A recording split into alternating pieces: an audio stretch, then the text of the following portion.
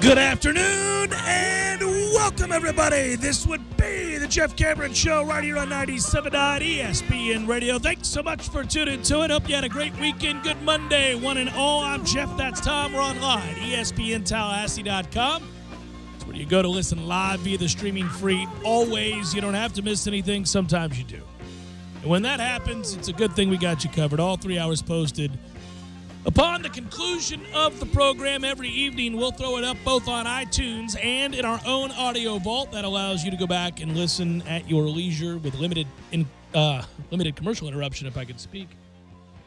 Thanks to carltondean.com. Email the show if you want. It's jcs at 979espnradio.com. Find me on Twitter at jcameronshow. WTSM app for your mobile devices. And we're on YouTube. Thanks for watching on YouTube, ESPN Tallahassee for the feed there. So lots of ways to get the show. That's always good. And now we're getting into it, finally. Obviously, this weekend it's fan day, and so fans got to get their posters signed and the like. We also participated in Media Day, which means we've got plenty of audio for you today. But then I think maybe not most importantly, but most enjoyable for me and for Tom, and I think a lot of us that cover the team, to get that open practice under your belt. You get a good look at the newcomers, get a look at some of the veterans and what they've done in the offseason, get a feel for, how much further any particular segment has to go, and who's ahead of the curve perhaps. So I will say I was pleased by what we saw in the open practice. I think it probably turned out a little bit better than I anticipated in the passing game. It reiterated some things we already knew, but it's different when you see it, when you look at it. Up close and personal. For starters, there's just not that – there can't be that many teams that have a deeper group of talented running backs than Florida State. I mean, I'm talking about – we've talked so much about Cam Akers, but if you just look around, they are loaded across the board at running back. All of those guys can play. Everyone – Ryan Green can play. All of them can play. They've got no shortage of really talented, diverse running backs on this team.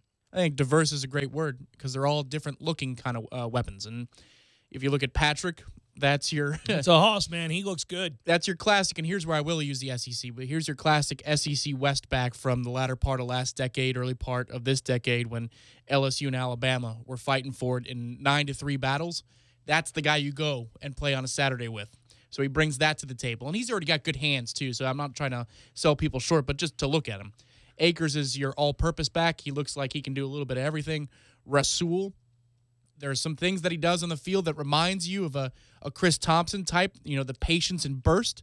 But as you pointed out when we were sitting in the stands yesterday, he's bigger. He's bigger, stronger, faster, but he has some elements of his game that remind you of Chris Thompson. And then, there are some of the freshmen that we don't even know too much about yet, like LeBourne, who wears number 4 now. I love that kid, man. He looks really good. He's a 5-star. Yeah, so, he looks really good. Yeah. The running backs are loaded. And by the way, we should not sell Patrick short.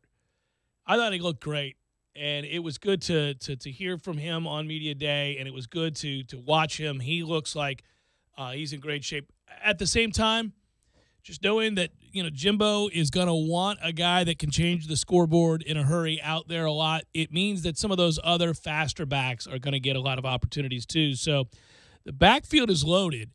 I think we went into this practice, I think most people went into Media Day that cover this team really wanting to get a better answer or feel from the coaching staff, as well as with our own eyes when we watch it play out, how that receiving core is going to look, because there's no question that DeAndre Francois is the man at quarterback, and so there's not a lot to see there other than his command of the offense, which you've already seen he can make the throws. We'll see if he improves his accuracy when the bullets start to fly for real, right? I mean, there's no real pass rush yesterday, so it's hard to know.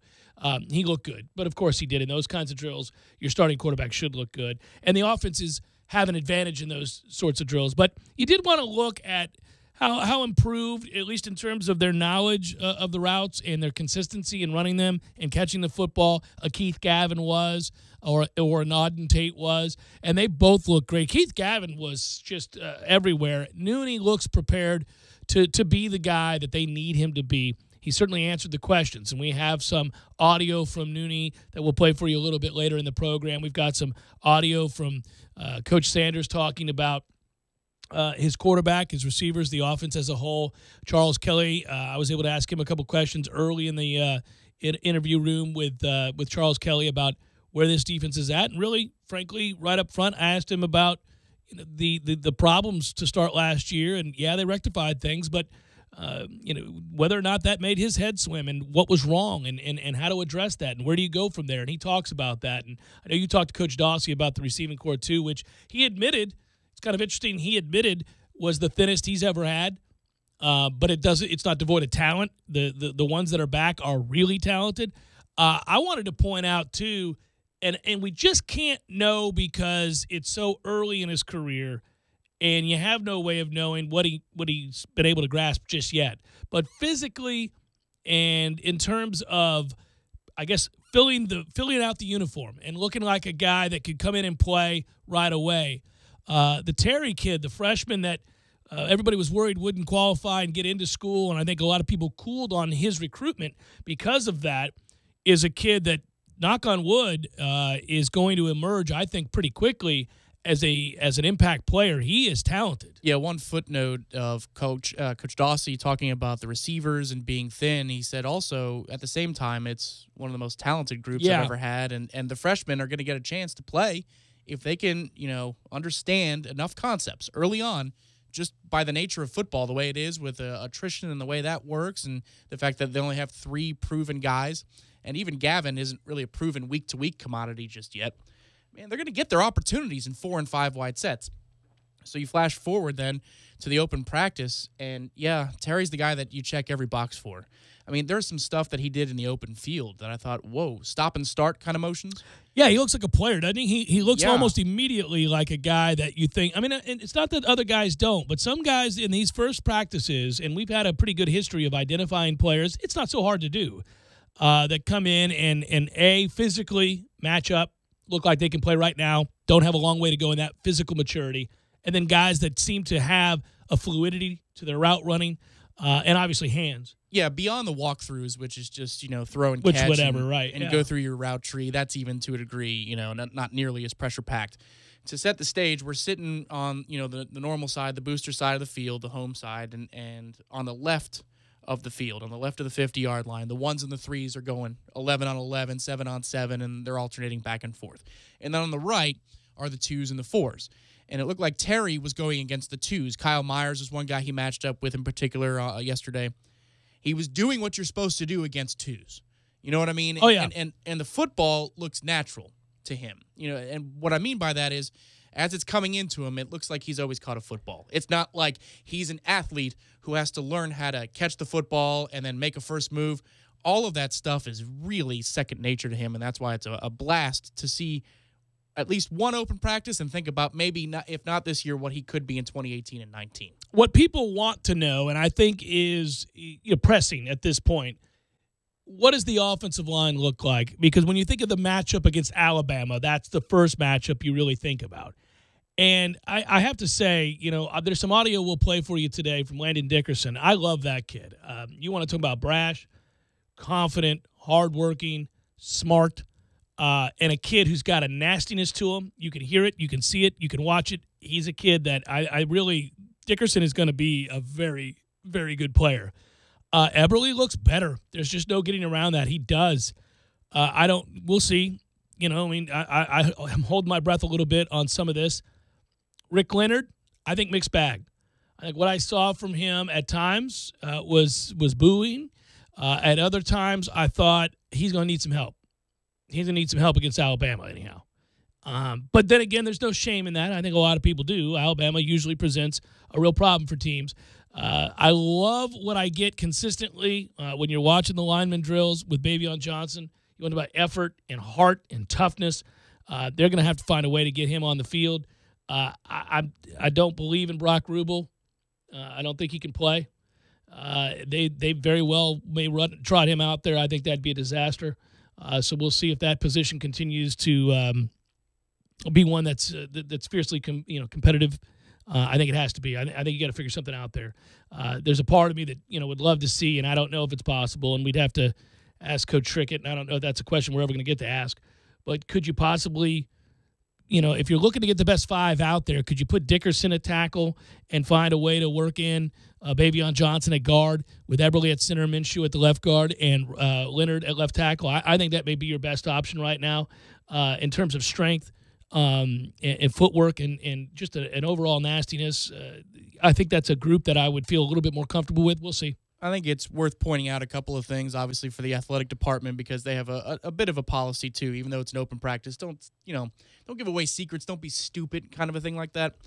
But at the same time, you get a good window into where the team is right now. So yesterday, yes, Leonard's playing left tackle, and then your 2 guards, left and right, Dickerson and Minshew with Eberle at center, and then Kelly was at right tackle. So at least, a snapshot of where they are in week 1 of camp. Rotating.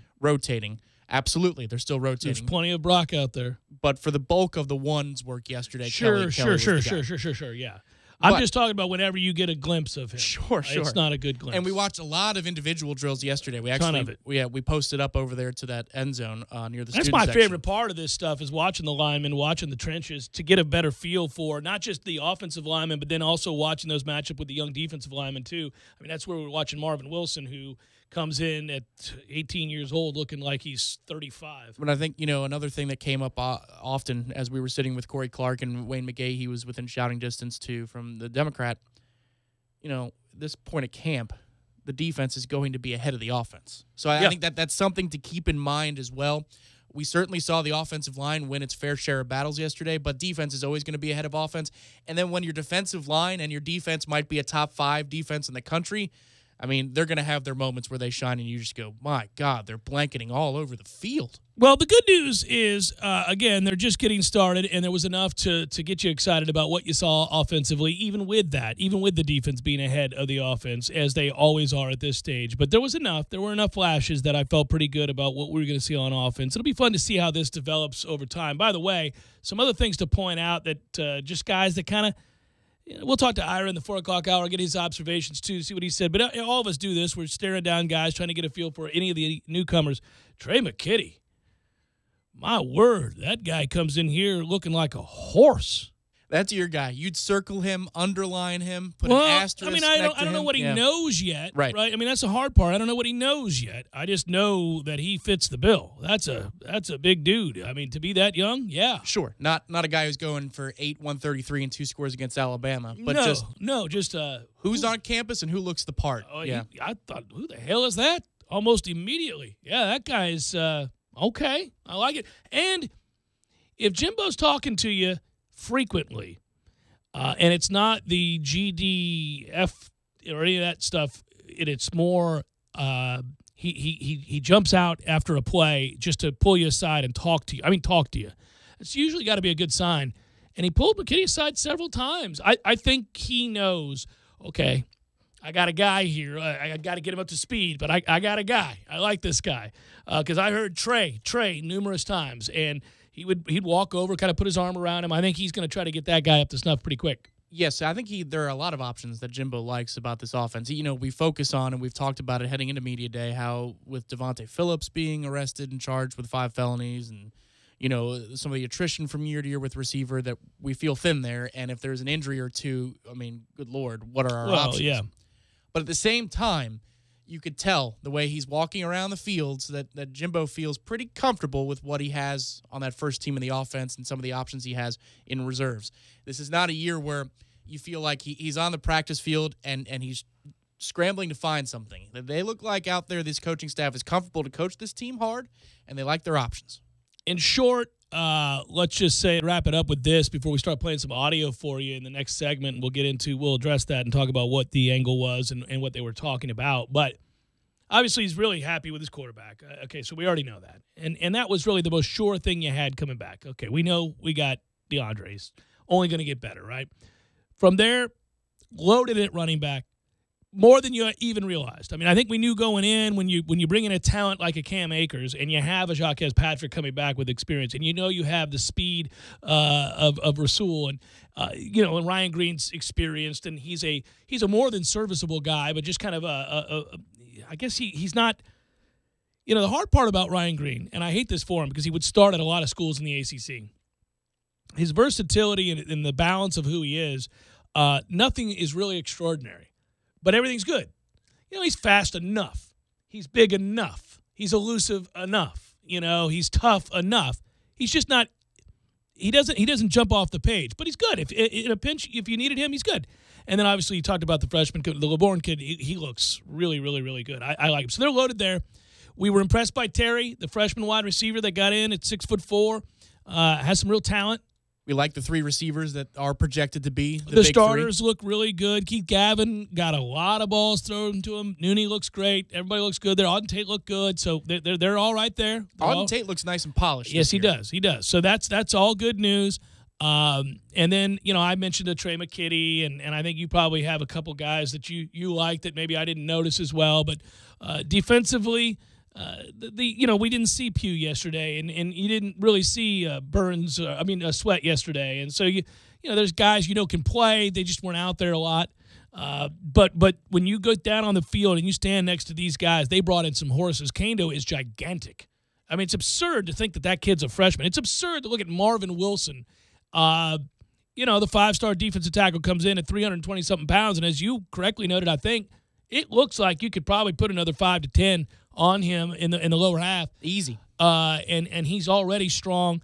And when they talk to him, when they're addressing him already in practice, it is always something small and technical. It's never, it's pretty obvious he's got a handle on playing the position. Yeah, yesterday a defensive tackle did a good job of plugging up the gap and then batting down a pass. And I look at, who is it? 55, Frederick Jones. I go, the forgotten guy. We've forgotten about Fred Jones, who was in the top 4 rotation last year. If he wasn't, then he was number 5 on the field for a ton of snaps in the regular season. Yeah. And there's somebody that's lost in the shuffle because we got Wally Aim and Christmas and Noddy and Marvin Wilson. They are so loaded at that position. It's ridiculous. It's a good place to be loaded at. I will say this, again, can't ever take it for granted. I think it's easy when you haven't seen him up close and personal in a while. I know we saw him in the spring game, but, looking at Derwin, he's a special athlete. It's really kind of just crazy. It makes you laugh. You giggle. You don't know what else to say. I mean, there have already been so many accolades, so many platitudes that have been handed out to him, with him really, frankly, not having earned some of the preseason hype. And I don't mean, that's not against him. He's only played a year of football. It's not his fault. He missed all of last year. But to look at him, it's crazy. And he says that. Yeah, he does say it. I've got things to prove this season. Oh, right. And, yeah, he's a man possessed, and you can see it, which is great. A highly motivated freak of an athlete who is not afraid to hit you is roaming that defensive backfield for Florida State and has fun doing it. And they take his cue. You watch it. Guys feed off that energy. He is a joy to watch. This is where covering the program for years is really a lot of fun because you can see the cycle. Remember when he was a true freshman, he followed Ramsey around everywhere he went. Yeah. And I just can't believe how much bigger he is now. It's not just that we already knew he was a freakish athlete. Some guys you see, they come in here, you go, well, that's just unfair. That somebody could be that size and, that ability to change direction and has that kind of, front end speed or top end speed and the ability to jump off the field and do the kinds of things he does. But he's put on weight, and it has not affected his speed. He's a big, big dude these days. Jeff Cameron Show, 97.9 ESPN Radio.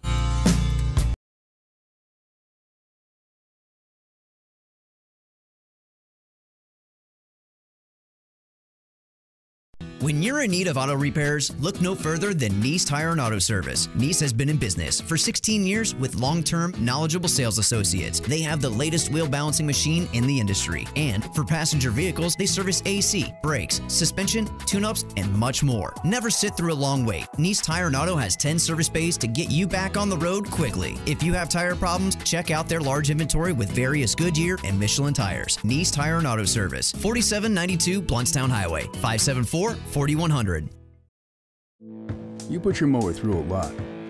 All that back and forth can add up to thousands of miles. That's like mowing cross country. Gravely commercial mowers are built for all-day performance, helping you get the job done mile after mile. Gravely, built to mow the distance. Get your Gravely motor only at TNT Supercenter, your one-stop shop for work or play. 14585 Highway 19 South, Thomasville, Georgia. TNTSupercenter.com. I'm talking tough, like a state of mind. Tough, like a soldier on the front line. Tough when it gets rough, like my Ford truck, always enough. I'm talking tough. Franklin Spring Creek Ford, the place to find your next truck in southern Georgia. I'm talking tough. Hey y'all, we're Chris and Preston from Low Cash. Head to Franklin Spring Creek Ford and see them about all of your vehicle needs.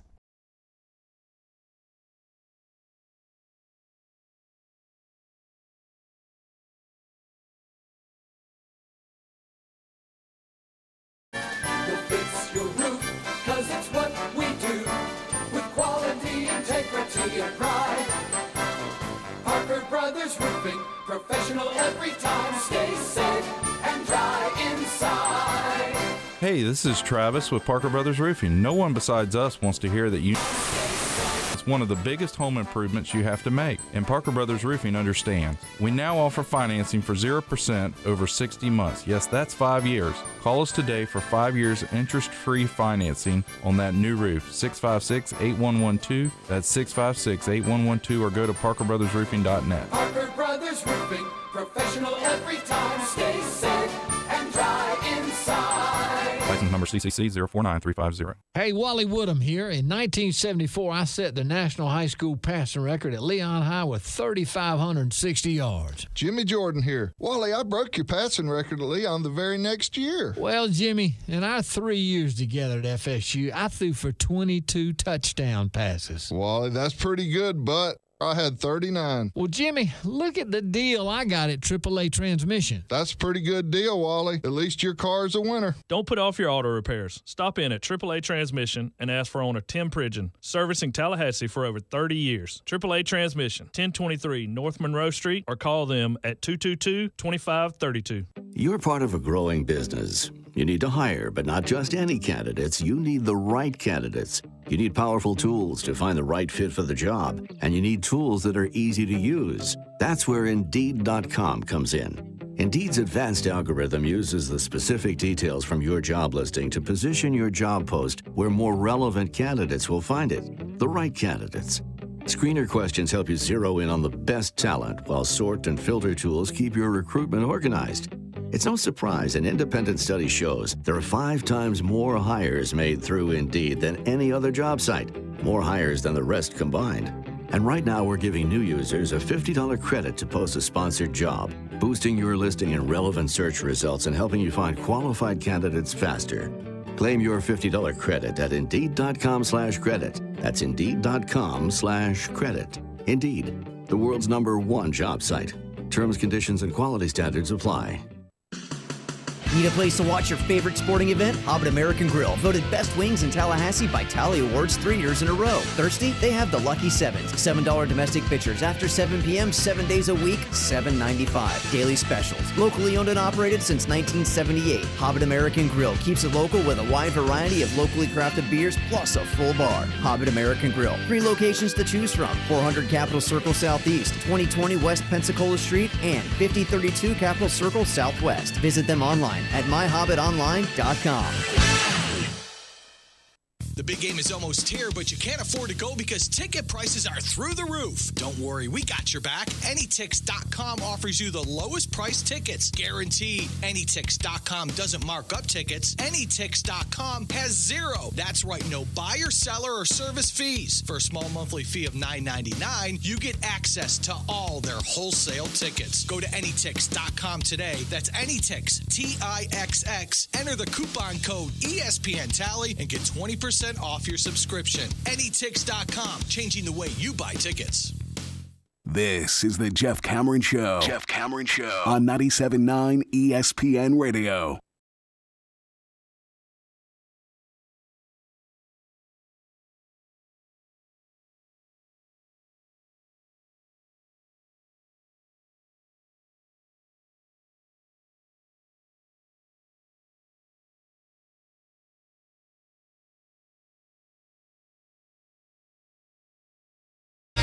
Happy birthday to Lee Corso, 82 today.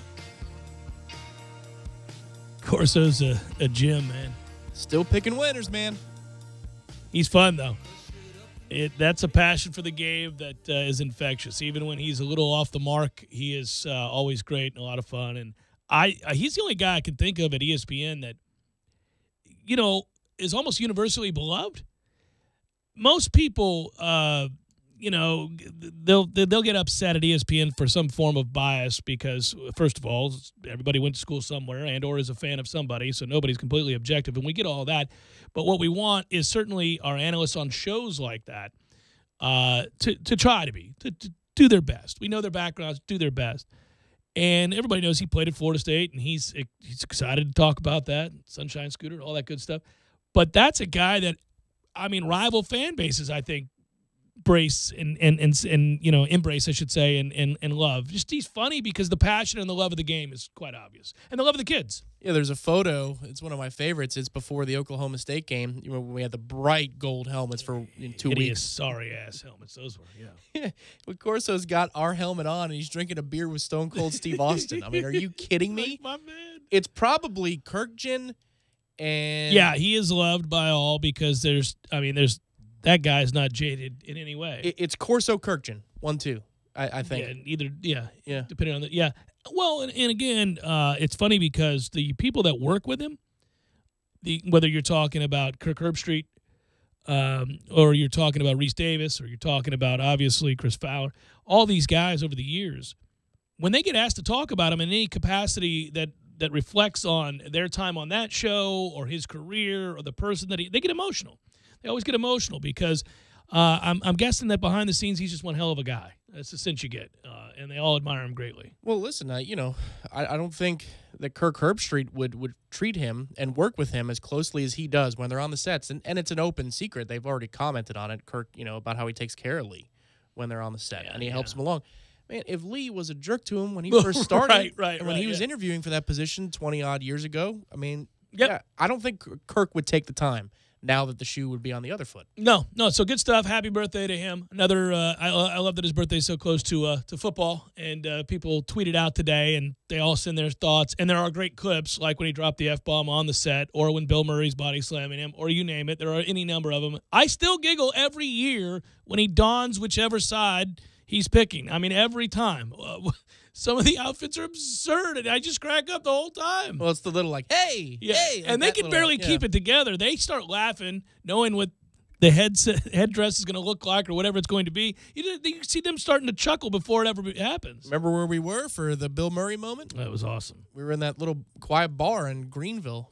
Just laughing our ass. I'm like, is he dead? Did Bill just kill him? I just remember thinking, this is the greatest thing I've ever seen as long as he's okay. Because this is really...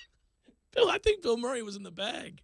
Had to. Yeah, but it was great. You don't try and kill your elders. Well, he wasn't trying to kill, but it was just great.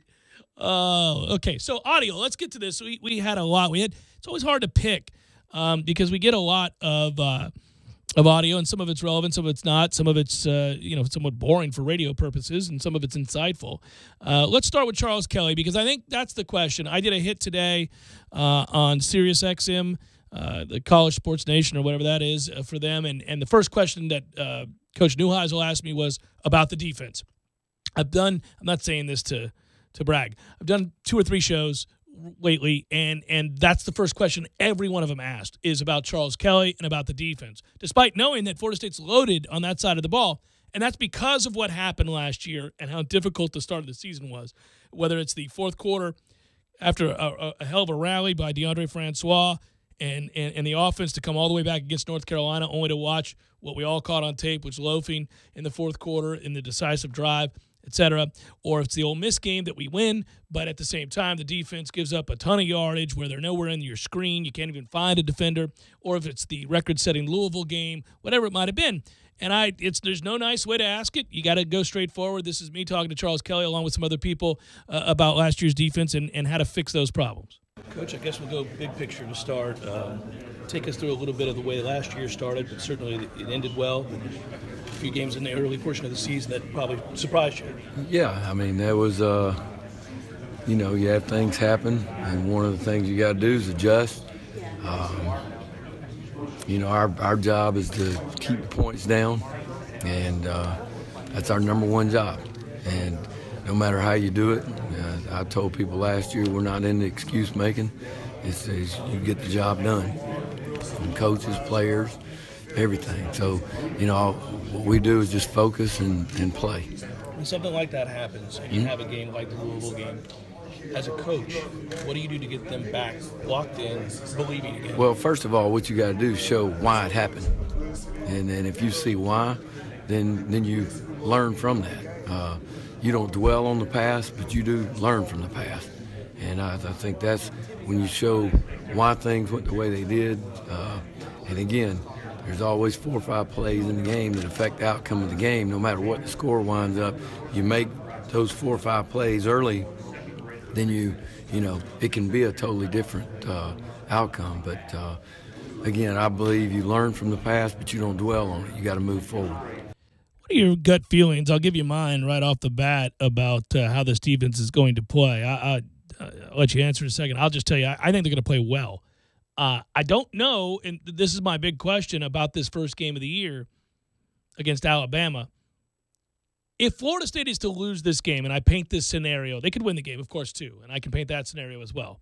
But for the purposes of this discussion, if they lose this game and they give up a lot of points doing it, you're going to have that here we go again thought process. And Kelly, without question, is beloved by his players.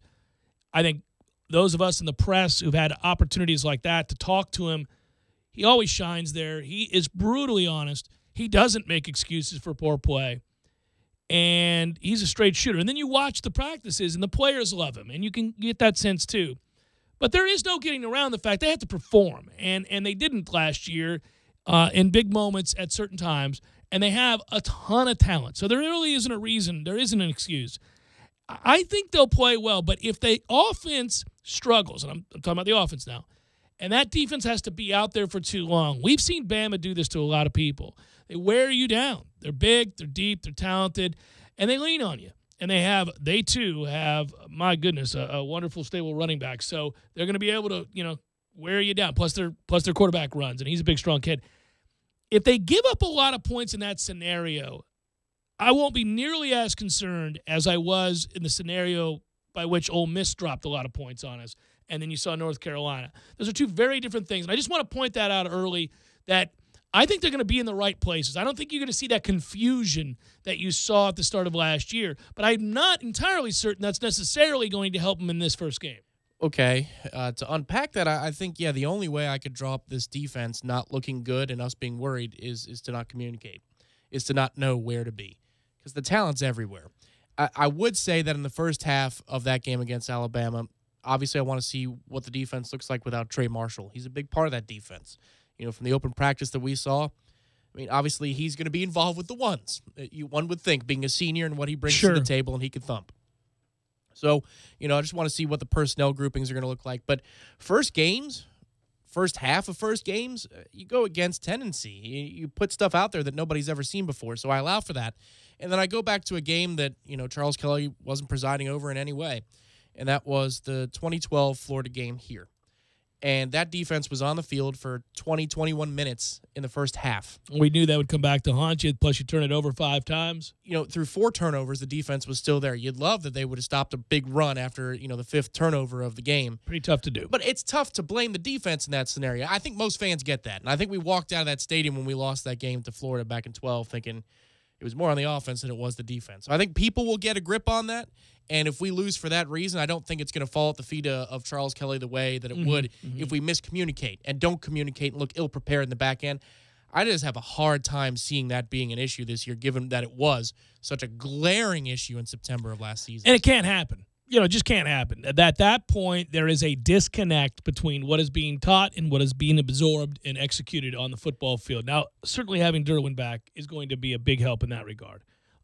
Those guys can lean on him. He can play almost all over the field, and he seems to have a very good understanding of what to do. And he talked, Charles did, some of the other audio that we're not playing there is Charles talked about how it helped Derwin to be on the sideline and understand what we're trying to do and accomplish, what the goals are on 2nd down, 3rd down, and certain distances, to get a feel from the sideline why you call certain things and what you're trying to force offenses to do. So Derwin, nobody wants to miss a season, basically, which is what he did, but you can still learn something and was there to do so and eager to do so. And I think maybe being on those sidelines to go along with all the physical attributes he has, he's elevated in terms of his understanding of the concepts too. I think also it's important to note here as we're setting expectations for the first game of the season, if Bama has 4 or 5 exotic pre-snap motions and they're rushing to the line of scrimmage and testing us with tempo, which they should do. I would think that most teams early will. Even Miami did, looking back at that, top 25 game. Even Miami, which ran, a slow pro style with a statue quarterback offense, even they, wanted to see, all right, can we keep up? As every team should, until we, without a shadow of a doubt, say, you're done. We're ready for you. No one's asking for you for 80 plays or 70 plays to be perfect for all 70 or 80. It's that you can't have the consistent breakdowns. No, guys just running free and, you not knowing where to be on the back end of the defense. That's the kind of stuff, like, to me, not just about not being prepared and getting your signals in. It's about, okay, the play is developing and we've got 3 dudes in the same area of the field because nobody understands their assignment. I understand he's suspended for a half, but how could it even be possible, right, with the fact that you're bringing back a Trey Marshall, you're bringing back Derwin James, you have Nate Andrews, a redshirt senior, back, you have Tavares McFadden's a junior. I mean, you have so much experience and talent. It's absurd to think that could be possible. I don't think it'll happen again. Also, what do you think of Taylor? At least, again, it's a snapshot. We get a snapshot in week 1, and then we don't see the team until we get the games. But he was getting a good lot of time going up against Gavin and running with the ones yesterday. Yeah, listen, the thing is, I can't imagine that there are too many teams when you go through the list of talent. You're talking about Levante Taylor, of course, but you're looking at whether it's Westbrook or Ermon Lane or Kyle Myers, Derwin James, Trey Marshall. The list goes on and on. They have so much talent back there, and they all flash. They all flash, right? It's consistency that you really need to see out any of those guys because the talent is there, and I think that's a group that we're very comfortable with, and that if you're going to worry about a segment, it ain't going to be the secondary. Jeff Cameron Show, 97.9 ESPN Radio.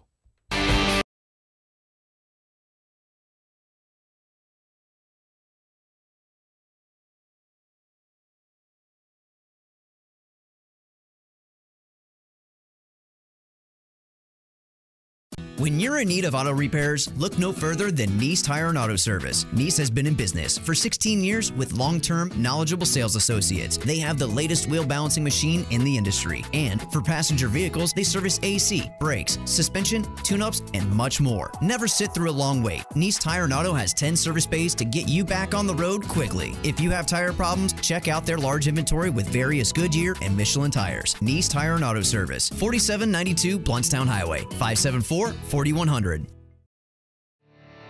You can tell a lot about a tractor by its warranty.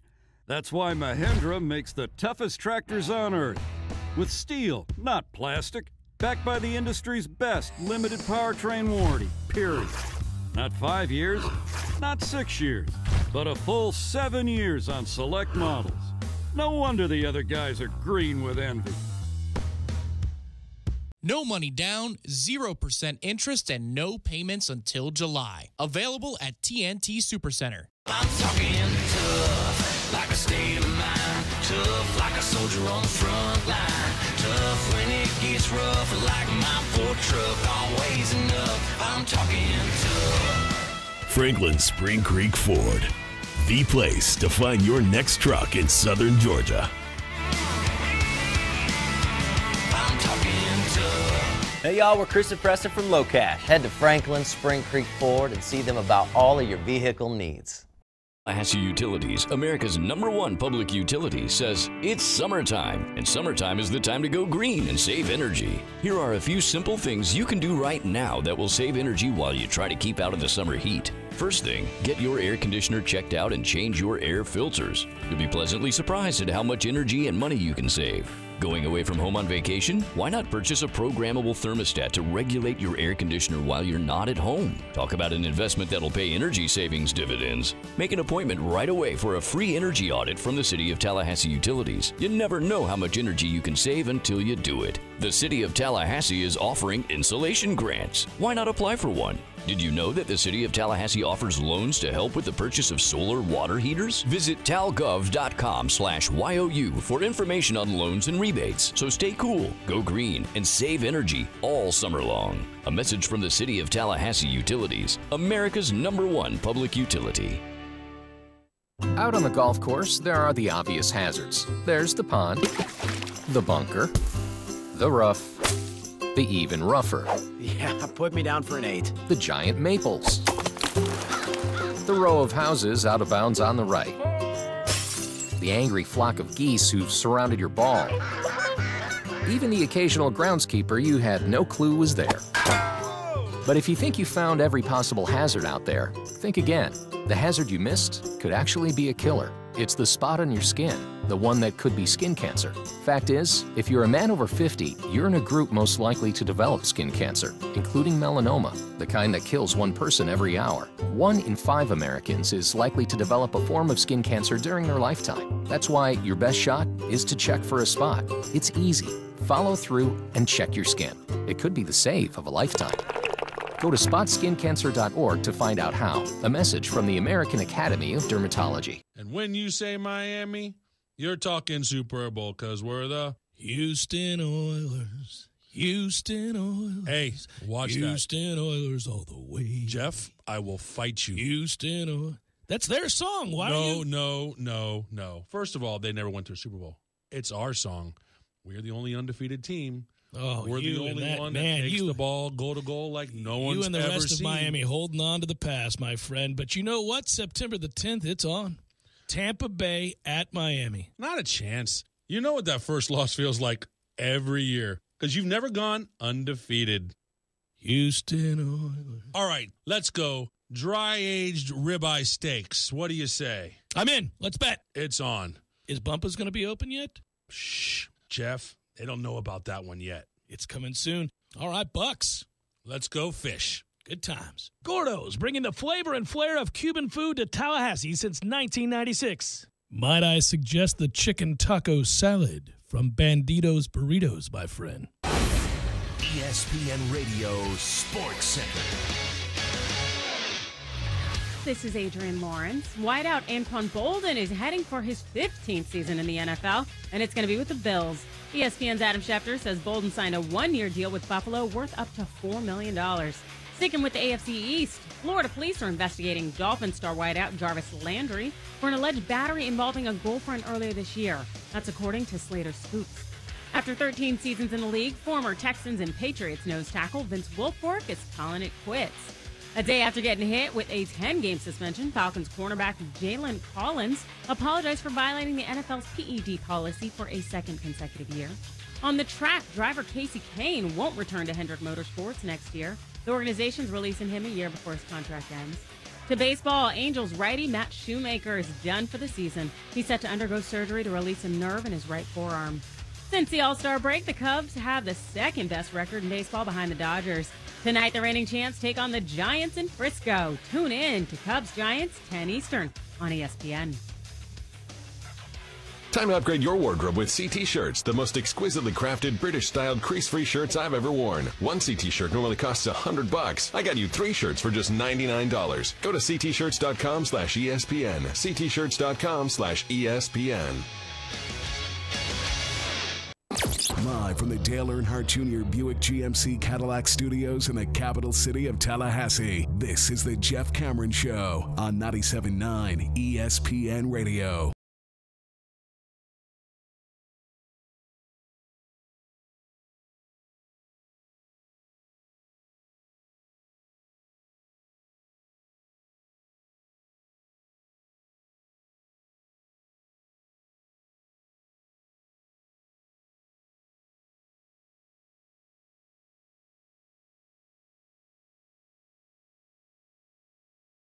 Jeff Cameron Show, 97.9 ESPN Radio. Good Monday.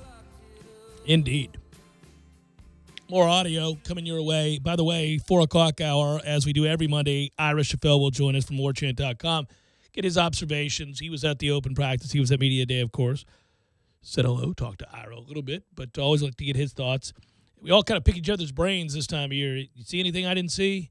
Kind of feel for anybody there? Did you have a good interview with somebody that maybe I wasn't in on or something like that? Tom got a chance to talk to Randy Sanders, the offensive coordinator for Florida State, co-offensive coordinator. Everybody's a co-offensive coordinator. Jimbo's the offensive coordinator. But here's Coach Sanders. Always a great conversation. I enjoy speaking with him. He is candid, straightforward, insightful, talking about DeAndre Francois. Here you go.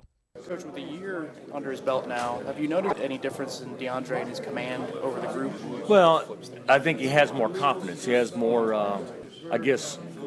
belief in what he's doing. He understands things a little bit better. So when you're not thinking and you're not unsure, it's easier for you to breathe confidence just in the way you go about your business. And I think there's a lot more.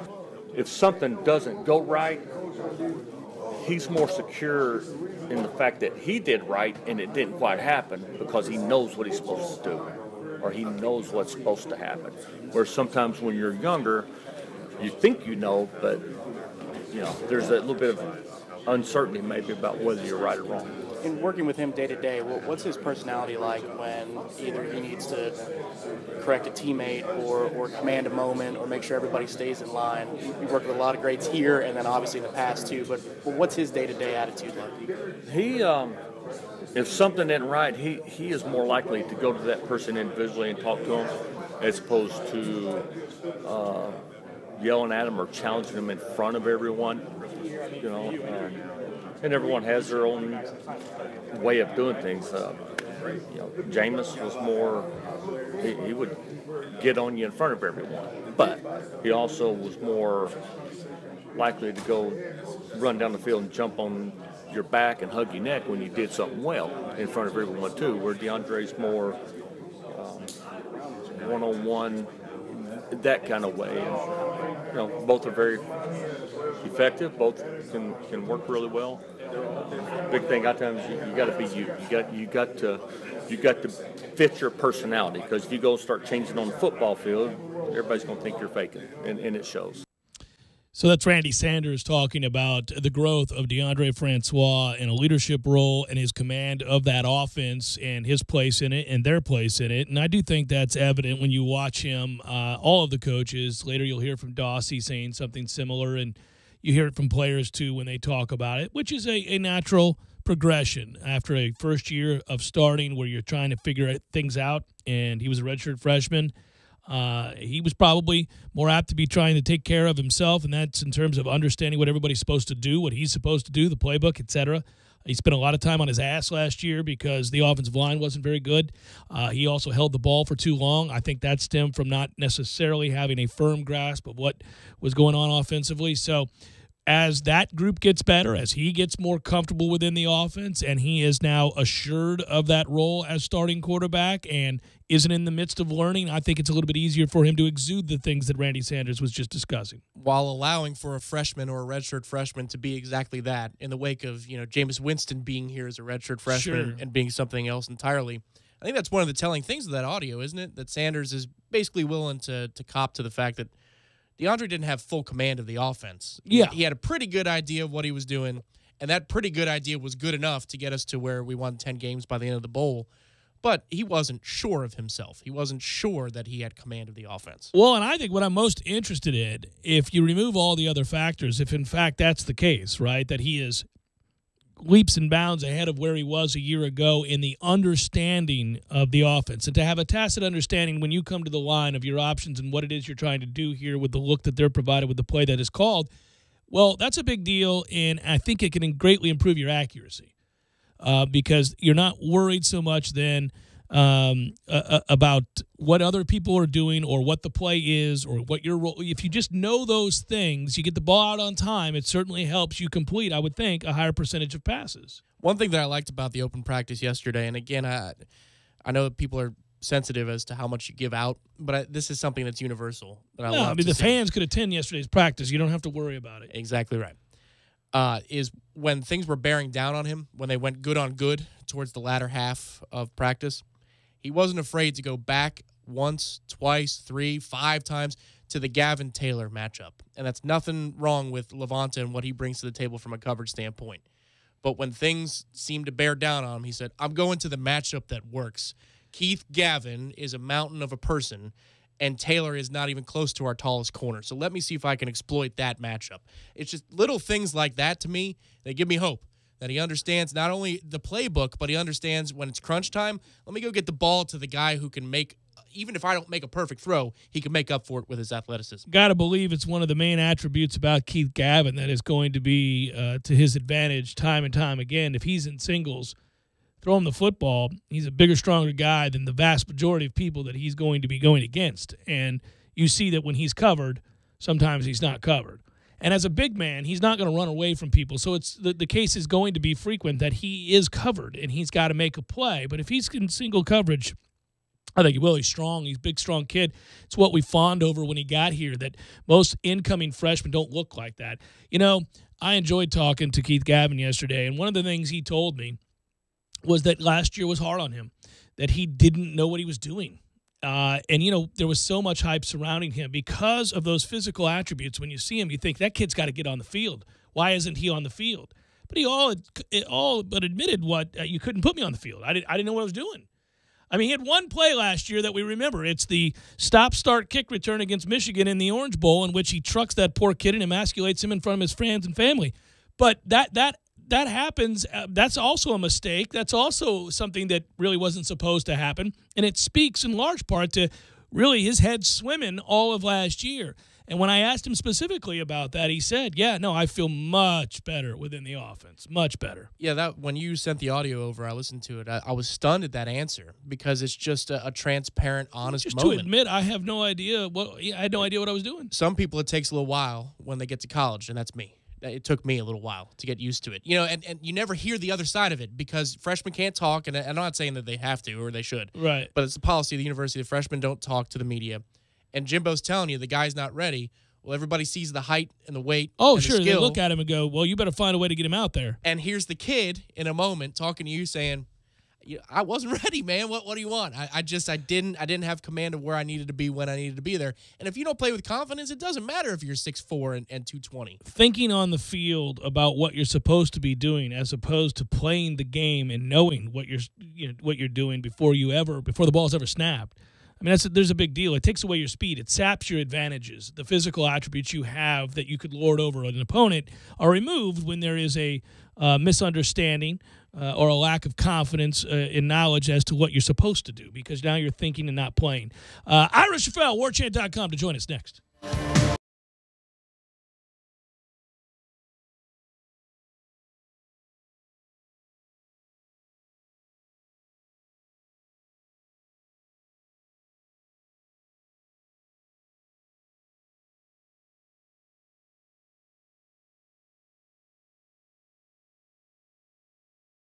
When you're in need of auto repairs, look no further than Nice Tire and Auto Service. Nice has been in business for 16 years with long-term, knowledgeable sales associates. They have the latest wheel balancing machine in the industry. And for passenger vehicles, they service AC, brakes, suspension, tune-ups, and much more. Never sit through a long wait. Nice Tire and Auto has 10 service bays to get you back on the road quickly. If you have tire problems, check out their large inventory with various Goodyear and Michelin tires. Nice Tire and Auto Service, 4792 Bluntstown Highway, 574-4100. You put your mower through a lot. All that back and forth can add up to thousands of miles. That's like mowing cross country. Gravely commercial mowers are built for all-day performance, helping you get the job done mile after mile. Gravely, built to mow the distance. Get your Gravely motor only at TNT Supercenter, your one-stop shop for work or play. 14585 Highway 19 South, Thomasville, Georgia. TNTSupercenter.com. I'm talking tough, like a state of mind. Tough, like a soldier on the front line. Tough when it gets rough, like my Ford truck. Always enough. I'm talking tough. Franklin Spring Creek Ford, the place to find your next truck in southern Georgia. I'm talking tough. Hey y'all, we're Chris and Preston from Low Cash. Head to Franklin Spring Creek Ford and see them about all of your vehicle needs. Well, Jimmy, in our 3 years together at FSU, I threw for 22 touchdown passes. Wally, that's pretty good, but I had 39. Well, Jimmy, look at the deal I got at AAA Transmission. That's a pretty good deal, Wally. At least your car's a winner. Don't put off your auto repairs. Stop in at AAA Transmission and ask for owner Tim Pridgeon, servicing Tallahassee for over 30 years. AAA Transmission, 1023 North Monroe Street, or call them at 222-2532. It's that time again, the 13th annual Sea Quarters Marina Youth Fishing Tournament, Saturday, July 22nd. This is a free tournament open to kids 16 and under. The fishing hours range from 8 a.m. to 4 p.m. All kids must attend the fishing clinic with parent or guardian at the marina on Friday, July 21st at 6 p.m. At the completion of the clinic, each kid receives a rod and reel, t-shirt, hat, and trophies will be awarded for the first 3 places in each category of the tournament. You can register at Sea Quarters Marina, 501 St. James Avenue, Highway 98 Carabel, 850-697-8400. We alarm our houses, and we alarm our cars. But when it comes to your personal information, it can be tough to know when something isn't right. That's where Discover Card can help. Now, we'll send you an alert if we find your Social Security number on any one of thousands of risky websites. And this service is free for card members. Just sign up online. It's our way of looking out for you, not just your account.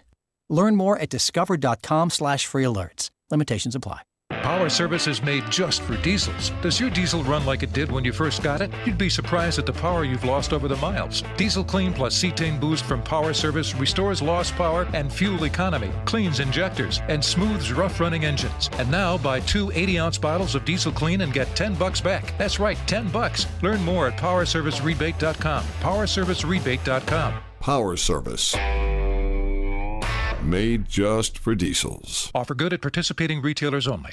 Chris Kraft for Kraft Nissan. Our lifetime warranty is a game changer for buying cars in Tallahassee and Thomasville. You already know it extends the factory powertrain for unlimited time and unlimited miles. But here are the facts. Kraft Nissan's lifetime warranty is backed by Great American Insurance Company, an A-rated company that was founded in 1872 with billions in assets. The same company that underwrites GM's GMPP and Ford's Gap Insurance. Kraft Nissan's lifetime warranty comes with every new Nissan we sell and most pre-owned vehicles that are 5 years old or newer with 50,000 miles or less. While Kraft Nissan's service department will certainly exceed your expectations and keep your records, you're not required to service with us. To maintain the warranty, you perform the manufacturer's recommended maintenance and keep your records. You can do that at any licensed repair shop in the U.S. or Canada. It's that easy. What's the catch? There are no catches, hidden fees, or gimmicks. Kraft Nissan provides the product as an added value to our customers for doing business with us. So when you're ready to buy from Kraft Nissan, the home of our original and the only real lifetime warranty at no charge. Kraft Nissan on Mahan Drive between Academy Sports and Costco. Broadcasting live from the Dale Earnhardt Jr. Buick GMC Cadillac Studios. This is 97.9 ESPN Radio, WTSM, Woodville, Thomasville, Tallahassee. ESPN Radio Sports Center. This is Adrian Lawrence. Wideout Anquan Bolden is heading for his 15th season in the NFL, and it's going to be with the Bills. ESPN's Adam Schefter says Bolden signed a one-year deal with Buffalo worth up to $4 million. Sticking with the AFC East, Florida police are investigating Dolphins star wideout Jarvis Landry for an alleged battery involving a girlfriend earlier this year. That's according to Slater Scoops. After 13 seasons in the league, former Texans and Patriots nose tackle Vince Wilfork is calling it quits. A day after getting hit with a 10-game suspension, Falcons cornerback Jalen Collins apologized for violating the NFL's PED policy for a second consecutive year. On the track, driver Casey Kane won't return to Hendrick Motorsports next year. The organization's releasing him a year before his contract ends. To baseball, Angels righty Matt Shoemaker is done for the season. He's set to undergo surgery to release a nerve in his right forearm. Since the All-Star break, the Cubs have the second-best record in baseball behind the Dodgers. Tonight, the reigning champs take on the Giants in Frisco. Tune in to Cubs-Giants, 10 Eastern on ESPN. Time to upgrade your wardrobe with CT Shirts, the most exquisitely crafted British-styled crease-free shirts I've ever worn. One CT shirt normally costs $100. I got you 3 shirts for just $99. Go to ctshirts.com/ESPN. ctshirts.com/ESPN. Live from the Dale Earnhardt Jr. Buick GMC Cadillac Studios in the capital city of Tallahassee, this is the Jeff Cameron Show on 97.9 ESPN Radio. Man Cave Monday, brought to you by Experamac of Tallahassee. Experamac, Tallahassee's trusted tech source for Apple. Stopping at 346 South Magnolia Drive or call at 765-2012 today.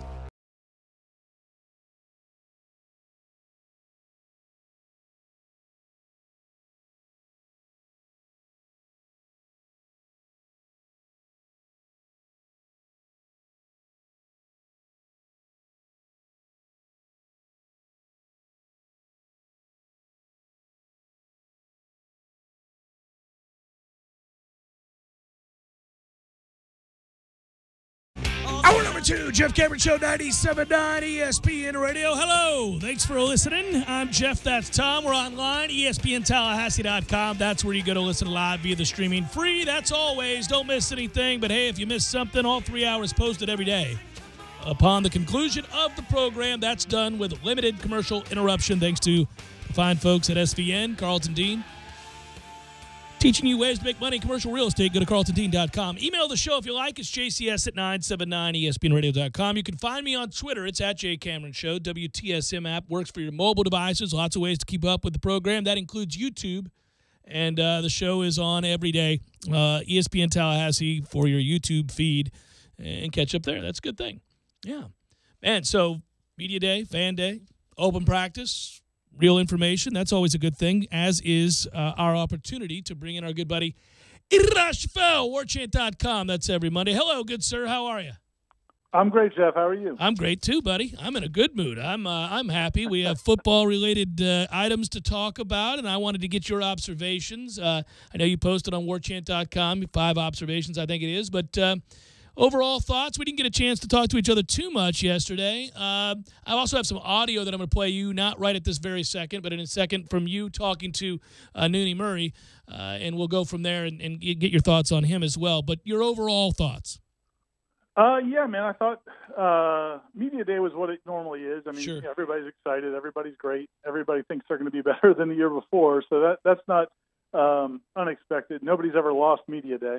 But as far as the practice goes, I mean, I thought it was good. I mean, I thought that, again, you just continue to see how Jimbo seems to be on one page with DeAndre Francois. And I think that, that's very, very important. And I think it's probably important in ways that a lot of us, that didn't play the sport or certainly didn't play at this level, understand, in the sense that, I think Jimbo's very confident that when DeAndre goes to the line, he's seeing what Jimbo sees, and he's going to make decisions that Jimbo wants him to make. And so that's huge. And then also, I just think that a lot of guys seem to play on offense with a lot of confidence. And that was one of the questions we had, because, that defense is supposed to be one of the best in the country without question.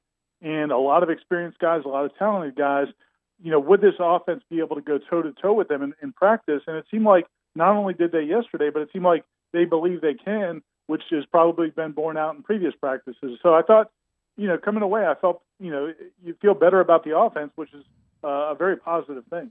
Here's Nykwan Murray, and you were asking the question. Let's listen in. It was a few times last year I came to practice. I wasn't ready to go. I was a young dude, young buck. Had a lot of older guys in front of me, so I felt like I could relax a little bit. But now that those guys are gone, we're the veterans, me and Alden and George and those type of guys. So yeah, just coming to practice with good energy. Get a good feel for him that he's ready to embrace the role of unquestioned leader of that receiving corps, and the consistency that's been lacking in his performance on a day-to-day basis is going to shift to one that's more consistent? Yeah, I think that, with a guy like Nykwan Murray, just because he's so kind of emotional on the field and such a kind of a fire starter kind of guy, again, he reminds me of Greg Reed, different position, but just kind of similar mindset, that I think you're always going to wonder. You're always going to wonder, is he going to be on the straight and narrow every single day? And not saying he's going to do anything wrong, but just be consistent and be accountable and be dependable. And so for that reason, I don't know if I'll ever say, okay, that guy's a pro's pro, you're never going to have to worry about him. But I agree with I understand where he was coming from when he was saying that, because, and this goes back to as far back as I can remember covering. I remember, when I first got here, covering guys like Carfonzo Thorpe and PK Sam and guys like that who would talk about the veterans before them would never come out of the game, and they knew those guys were playing, and so they were not serious at practice a lot of times. And that's something that I think teams deal with every year with every group of players. So I could see a situation where a Nykwan Murray comes in as a freshman and sees, guys like Travis Rudolph and Kermit Whitfield and Bobo Wilson, who fans may not have always been thrilled about, but he knew they were ahead of him on the depth chart. They were not coming off the field much, and I could see him not being as serious as he needed to be. But I think, Jimbo has said he's turned that around, and I thought one really nice little moment yesterday during that practice that, again, a little sideline watching, was right before they started doing gassers. At the end of the practice, they had already practiced for 2 hours, And Jimbo went over and he kind of called Nooney over before they ran gassers and kind of put his arm around him. And I don't know what he was saying there. I don't know if he was telling him, hey, you need to finish this the way we practice all day and be a leader, or if he was just complimenting him on the day. But it was clearly a positive conversation at the end of a 2-hour practice. And I think, again, that's just one more positive sign. Yeah, I noticed that too. And I also took note in the moment thinking, well, that's good. That's a good sign because clearly he feels good about however the day went. And Nooney looked good, and so did Keith Gavin for that matter. And I thought, by and large, the guys they're counting on, Auden Tate, Keith Gavin, Naquan Murray, really did play well. I think the Terry kid looks like he's going to be a player. We don't know what he knows yet, as I said, as a freshman. But just physically, I thought he looked really good on the other field. And it's nice to see George Campbell back out there. I don't know what he'll be able to do this year or not be able to do because we won't be able to see these practices, but it was good to see him practicing. I think that group, if they stay healthy, is pretty damn talented. There's no doubt, and it's still thin. And I know Jimbo. It's almost like there's two separate conversations. And I know Jimbo and Lawrence Dawsey had comments that they talk about it's maybe the most talented group that they've had since they've been there, and I think that's true. But it's also fair to say, which Dawsey did acknowledge, that it's also probably the thinnest group they've had. And so, I think, man, if they stay away from injuries, if those top 3 or 4 guys are healthy and play well, I think they're going to be just fine. The issue with depth is just what it is. If you have a couple things go wrong, now you're asking guys to play who aren't ready, and that's just, it is what it is. I mean, I think if you're a Florida State fan, you have to love the talent, the top end talent, but I think you'll always be a little bit uneasy about the fact that you don't have a lot of options behind them. But you do have a lot of options at running back. My goodness, they are loaded there. I mean, it's not just obviously that Patrick is experienced and can play and that you bring in a Cam Akers. All of those guys, Ira, all of them look like they could play in a pinch and actually be very, very productive. Yeah, and also, talking to Jay Graham, the running backs coach, and talking to Jaquez Patrick, they really love those young guys because of the energy they bring. I think Laybourne and Cam Akers and Daquandre White and those guys, they have great personalities too. I mean, they're guys that want to compete. They're confident. They know they belong, and so it's a neat group. I really think that's going to be a fun group to watch. Now the challenge always, and I remember again, like early 2000s, I remember that group. Probably the last time they've had this kind of depth was when they had Greg Jones and Leon Washington, and Lorenzo Booker, and Eric Shelton, who ended up going to Louisville, and they had 5 or 6 guys at that point, Nick Maddox, but they ended up, I think Shelton ended up transferring, and guys can get frustrated at times when there's that many backs, that many guys that can play, and how do you spread it around? So I think that's going to be a little bit of a challenge. Everybody's happy now because they all believe they're going to be the guy, or they're going to be one of the top 2 or 3 guys at some point this season. That's going to be a challenge to keep all those guys invested because, like you said, they can all play.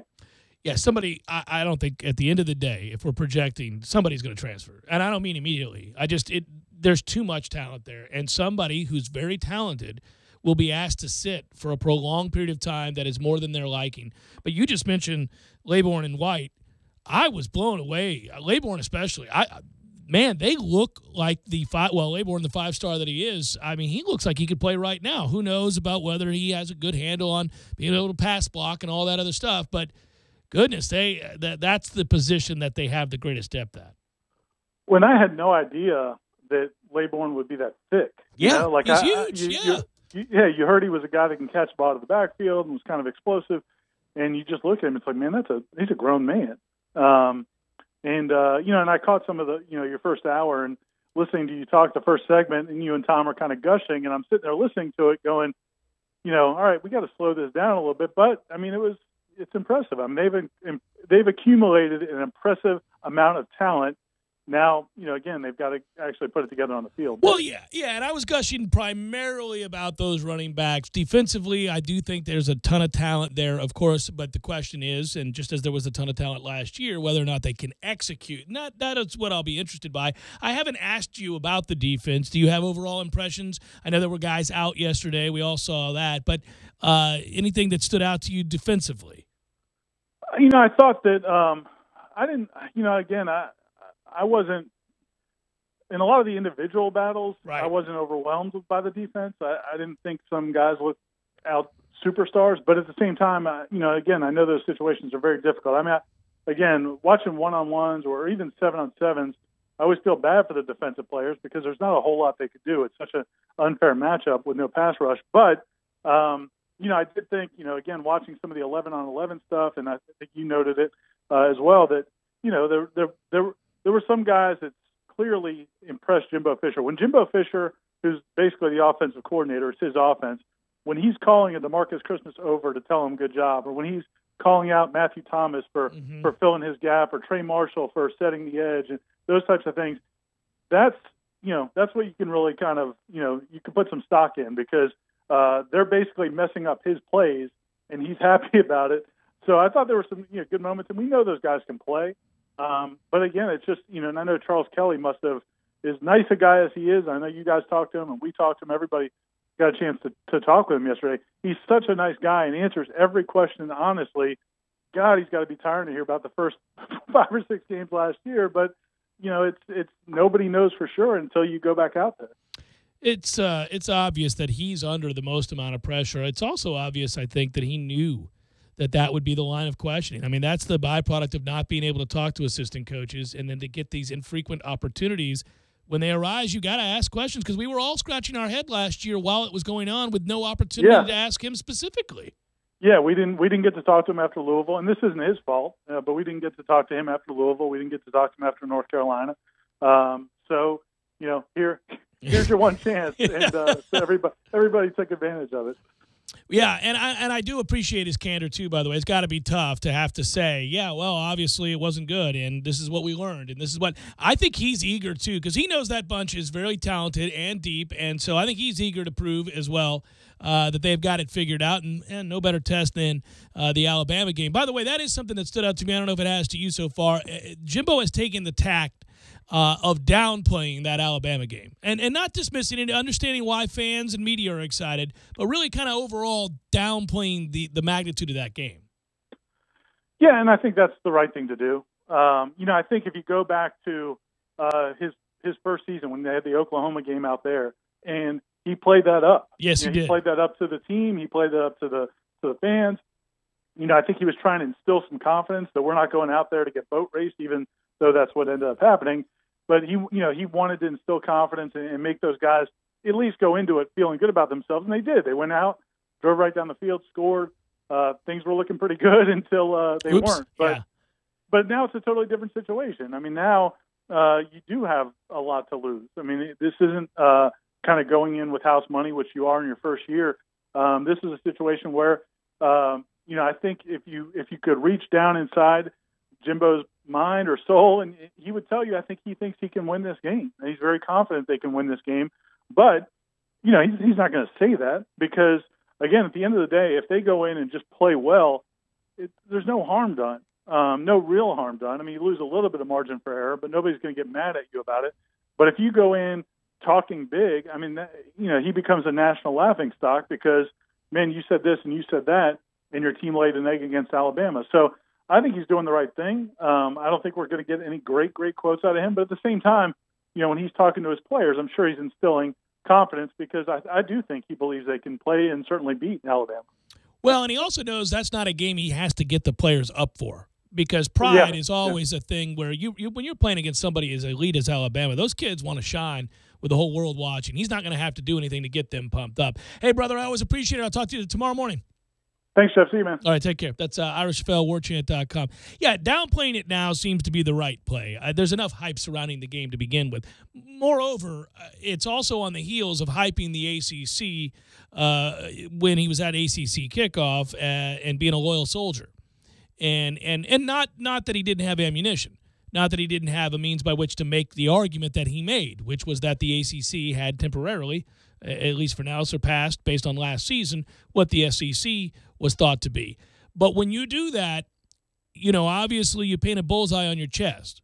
And he did to some degree. There are the others who cover the SEC and others whose focus is to cover the SEC, who brought it up relentlessly. And don't you know that if he were to continue to bang that drum going into this game, that would be the focal point. It's a distraction. It's not necessary. It's also the thing that they would utilize, which they'll probably do anyhow if Florida State is to lose that game. But it's what they would use as the catalyst to make fun of Jimbo Fisher, even though his overriding point could still be right, even if Florida State lost that game 50-0, which is not what's going to happen. But they could. They could lose the game, and still his argument would be sound. It's just that you wouldn't be better than Alabama, which is the point. That Alabama's the one really good team in the conference. Well, and try as they might, they won't be able to erase what happened, last year in the title game. I think that's what people are trying to do. They're trying to say, well, that was a fluke run with a quarterback who, what I'm saying is a generational talent. Clemson got a guy that, you only get once every 20 years. I guess. Problem is, we had a couple years of James. Yeah.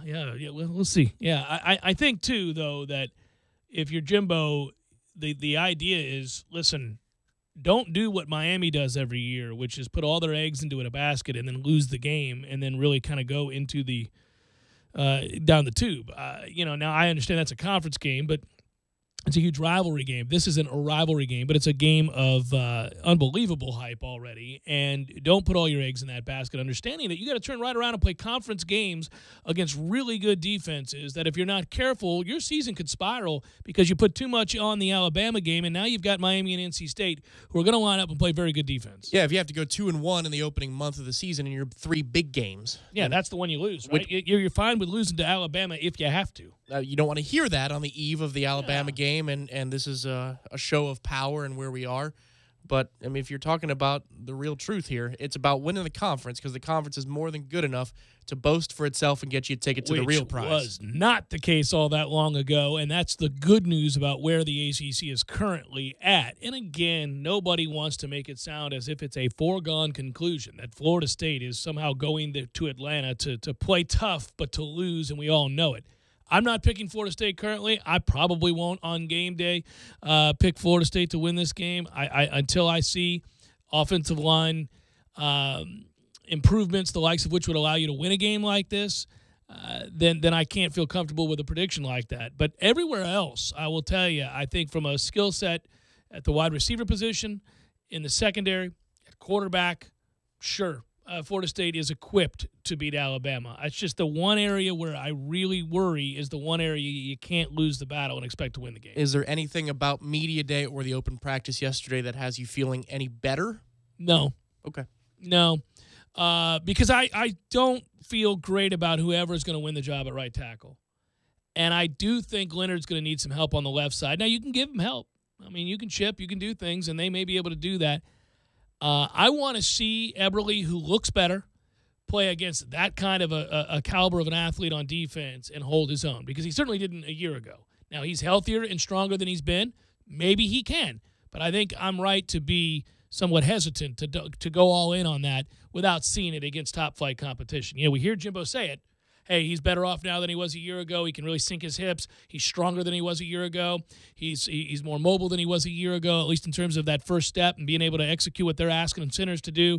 I hear all of that, and I get it. I got to see it. I didn't last year. And if that's a question mark to go along with your tackles against Alabama, then I'm picking Bama. Jeff Cameron Show, 97.9 ESPN Radio.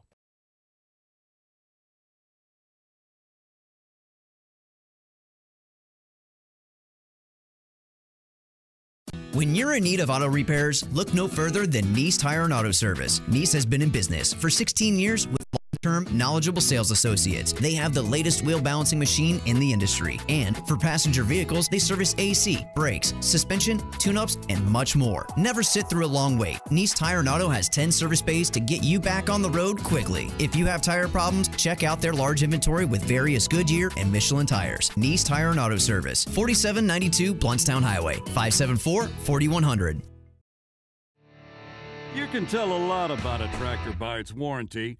That's why Mahindra makes the toughest tractors on earth. With steel, not plastic. Backed by the industry's best limited powertrain warranty, period. Not 5 years, not 6 years, but a full 7 years on select models. No wonder the other guys are green with envy.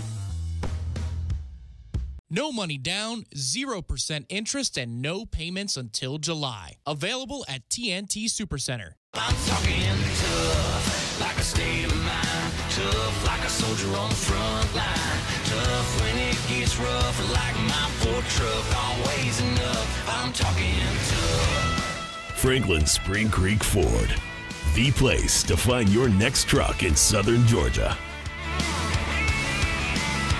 I'm talking tough. Hey y'all, we're Chris and Preston from Low Cash. Head to Franklin Spring Creek Ford and see them about all of your vehicle needs. $100 gift card redeemable at either Corner Pocket or 7th Hill Tap Room. Think you're Tallahassee's Pitmaster Supreme? Enter today. The Corner Pocket Bar and Grill 7th Hill Tap Room Amateur Barbecue Cook-Off, August 19th from 2 to 10 p.m. Bill's Tree Service, we go out on a limb for you. Hey, this is Clay Culpepper with Miller's Tree Service. Summertime is here and storm season is right around the corner. We offer free consultations with a certified arborist where we meet with you and advise you on which trees are healthy, diseased, dead, or ones that may need trimming or even removal. Bill's Tree Service, we go out on a limb for you. Give us a call at 894-TREE. You're part of a growing business. You need to hire, but not just any candidates. You need the right candidates. You need powerful tools to find the right fit for the job, and you need tools that are easy to use. That's where Indeed.com comes in. Indeed's advanced algorithm uses the specific details from your job listing to position your job post where more relevant candidates will find it. The right candidates. Screener questions help you zero in on the best talent, while sort and filter tools keep your recruitment organized. It's no surprise an independent study shows there are 5 times more hires made through Indeed than any other job site, more hires than the rest combined. And right now we're giving new users a $50 credit to post a sponsored job, boosting your listing in relevant search results and helping you find qualified candidates faster. Claim your $50 credit at Indeed.com/credit. That's Indeed.com/credit. Indeed, the world's #1 job site. Terms, conditions, and quality standards apply.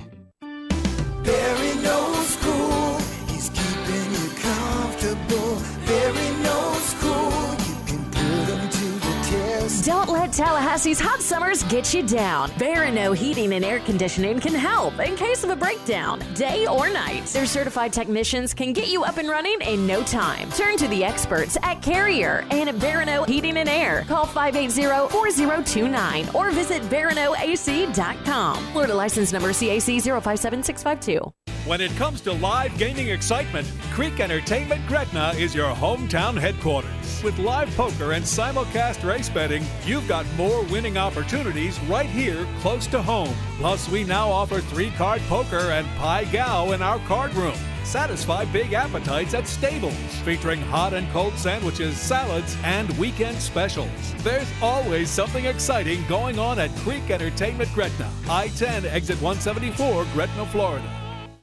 If you haven't stopped into Tallahassee's favorite hangout, the Fourth Quarter Bar and Grill on North Monroe Street, you're missing out. Hey, it's me, Courtney. Hey, it's me, Marissa. Last but not least, I'm Kim, and we're the girls from the Fourth Quarter. Okay, girls, there are lots of great nights to stop in at the Fourth Quarter, including Monday, where it's happy hour all day, including 2-for-1 Wells. There's Tuesday night trivia with Professor Jimmy, where you can win money. What other night should we stop by the Fourth Quarter? It's Kim again. Join me Saturday and Sunday mornings for Bubbles and Brunch from 7 to 2. $18.99, all you can drink mimosas and Bloody Marys, and it includes breakfast. Hey, Riss here. Come join me for lunch. We have over 20 lunch specials for just $7.50, and that includes a drink. I'm Courtney. Visit me on Monday nights when we have 2-for-1 Wells, calls, and domestic drafts all night. Don't miss out on the girls of the Fourth Quarter. Pick your favorite night and stop in. Say hi to the girls at 2033 North Monroe Street, the Fourth Quarter Bar and Grill, Tallahassee's favorite hangout.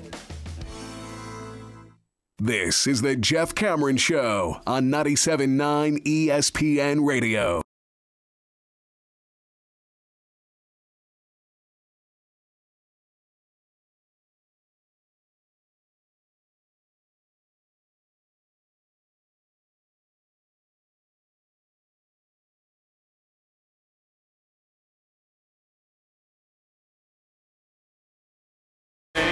Jeff Cameron Show, 97.9 ESPN Radio. Let's hear from Lawrence Dawsey talking about the receiving corps, DeAndre Francois, and this is Tom Lang, who works here at ESPN Radio, asking the question. What's the dynamic like between the current receiver core and DeAndre entering his second year as the man? Well, DeAndre and Naquan, they've been knowing each other forever because they both from the same area. Right. So they got a great, relationship of communicating and, being able to fine-tune the things that they need to get done and take. They all used to be right there in the room and they all hanging together off the field. So that's helping with them when they get on the field, because Francois is taking that leadership role more this year, spending time with them, they watching film, and doing the little things it's going to take to be successful on the field. Well, and given that you've got an offensive coordinator's role too, how do you think DeAndre's coming along and having the command of the group and the huddle? Hey, much better. He's just more mature and he's more confident. He know the system now, so he's taking more ownership and being more of a leader by talking to guys, speaking. When they mess up, let them know they messing up. When they do it right, let them know they're doing it right. So he's doing it, just the little things that everybody don't get a chance to see, but he's definitely the leader. All right, well, good news. If he had said anything different, I would have been concerned. But it does sound like between the combination of what Sanders talked about earlier that we played for you and what Dawsey is saying, and then what players have talked about with our opportunity to talk to Naquan Murray and Keith Gavin, you're hearing that. Good. It's supposed to happen that way. Quarterbacks are supposed to take that progression and find a way to lead in a way that's suitable to their personality. Yeah, which is what Sanders was getting at when he said people can read you right through you if you're fake, if you're trying to do something that's not you. And so he's finding his own way. It's some sort of hybrid between what we expect when we think about leadership in our own minds and then what's, his freshman year personality, which was workmanlike, lead by example. It's somewhere in the middle. I will say this, and we didn't mention this in all of our interactions with players yesterday and coaches and then the open practice. DeAndre Francois has no time for the media. I mean, that's not a criticism. It's just an observation. He has no time. Doesn't want to be there. Doesn't want to talk to us, doesn't have anything to say, is completely boring and disinteresting. There is no insight whatsoever. You might say that's why we were talking to the coaches and the receivers about DeAndre. It's true, and I don't have a problem with it. Fine, do what makes you comfortable, and don't put yourself in a position where you feel uncomfortable, because then in stressful situations you might say something that doesn't necessarily reflect what you're thinking or the truth. You're just trying to get by and get out of there. That's when problems happen. It's just not his thing, and he is the antithesis in that sense of Jameis Winston. So it seems only fitting then that he also has sort of an opposite way of motivating and leading and outwardly leading than Jameis did, as quoted by Sanders. It's just not what he wants to do. I always felt like Jameis likes talking to the press until the situation became untenable here in Tallahassee from a PR standpoint and the stuff that was going on off the field that affected the affability of Jameis Winston and how on a daily basis he was a joy, and then all of a sudden it stopped, and that was the end of it. And again, that had nothing to do with him and everything to do with what was happening off the field, and that's when he had to shut it down. You see now that he's in Tampa what's going on. He's back to embracing those moments and using those moments to motivate players and fans alike and to get excited about the game, which is infectious. DeAndre is not that guy. Now, he is clearly leading in a way that they're warming up to, and I don't really care if he's a rah-rah guy or not. It's just you're not going to get anything from our quarterback. They're not rolling him out there on Mondays after games to have press conferences the way they did in the past with other quarterbacks. It's just not what he wants to do, and I get it. I get it. To him, it's all about focusing on the task at hand, pretty much learning what Jimbo needs him to know, and then moving forward. Well, I completely agree with you that if Dawsey said something different, well, no, he still needs to be a leader. You'd perk up and say, whoa. Yeah. Media day, you're supposed to still be positive and pumping sunshine. I understand what Ira's talking about, too, that everybody wins on media day. Nobody loses on media day.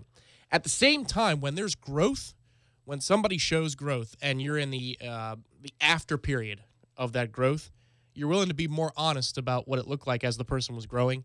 It's like if you had a fight with, your wife or your parents or whatever.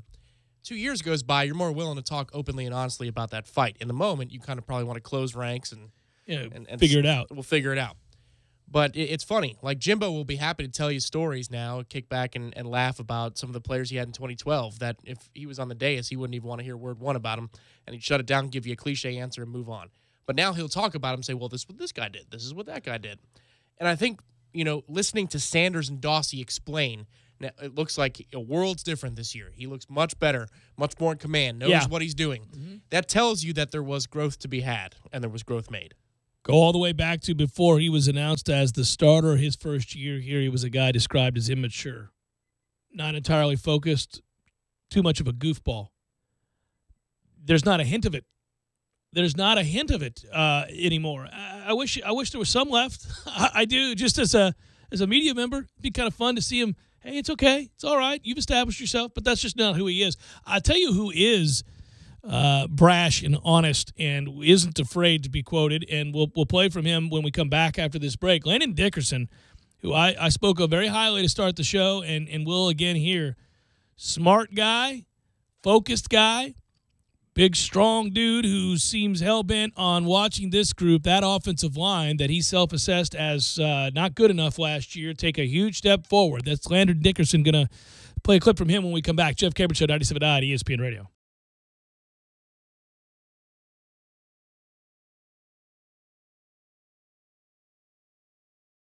When you're in need of auto repairs, look no further than Nice Tire and Auto Service. Nice has been in business for 16 years with long-term, knowledgeable sales associates. They have the latest wheel balancing machine in the industry. And for passenger vehicles, they service AC, brakes, suspension, tune-ups, and much more. Never sit through a long wait. Nice Tire and Auto has 10 service bays to get you back on the road quickly. If you have tire problems, check out their large inventory with various Goodyear and Michelin tires. Nice Tire and Auto Service, 4792 Bluntstown Highway, 574-4100. You put your mower through a lot. All that back and forth can add up to thousands of miles. That's like mowing cross country. Gravely commercial mowers are built for all-day performance, helping you get the job done mile after mile. Gravely, built to mow the distance. Get your Gravely motor only at TNT Supercenter, your one-stop shop for work or play. 14585 Highway 19 South, Thomasville, Georgia. TNTSupercenter.com. I'm talking tough, like a state of mind. Tough, like a soldier on the front line. Tough when it gets rough, like my Ford truck. Always enough. I'm talking tough. Franklin Spring Creek Ford, the place to find your next truck in southern Georgia. I'm talking tough. Hey y'all, we're Chris and Preston from Low Cash. Head to Franklin Spring Creek Ford and see them about all of your vehicle needs.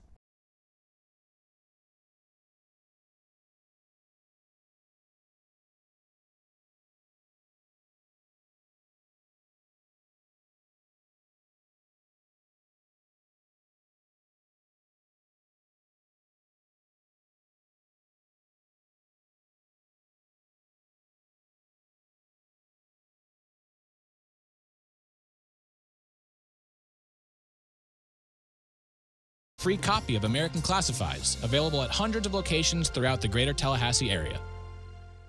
Know what time it is? It's back to school time. You remember school, right? It's that place you go that's exciting, frustrating, fun, weird, and hopefully a safe place full of friends, because friends lift each other up. Want to throw someone at school a compliment? Well, Three Musketeers makes it easy to help you throw shine, not shade, with positive messages right on the packaging that tell somebody that they're one of a kind and that they're awesome. So, grab your friend a Three Musketeers bar with that light whipped up chocolate and give them a pickup at school right when they need it. Progressive brings you Flowetry with Flo.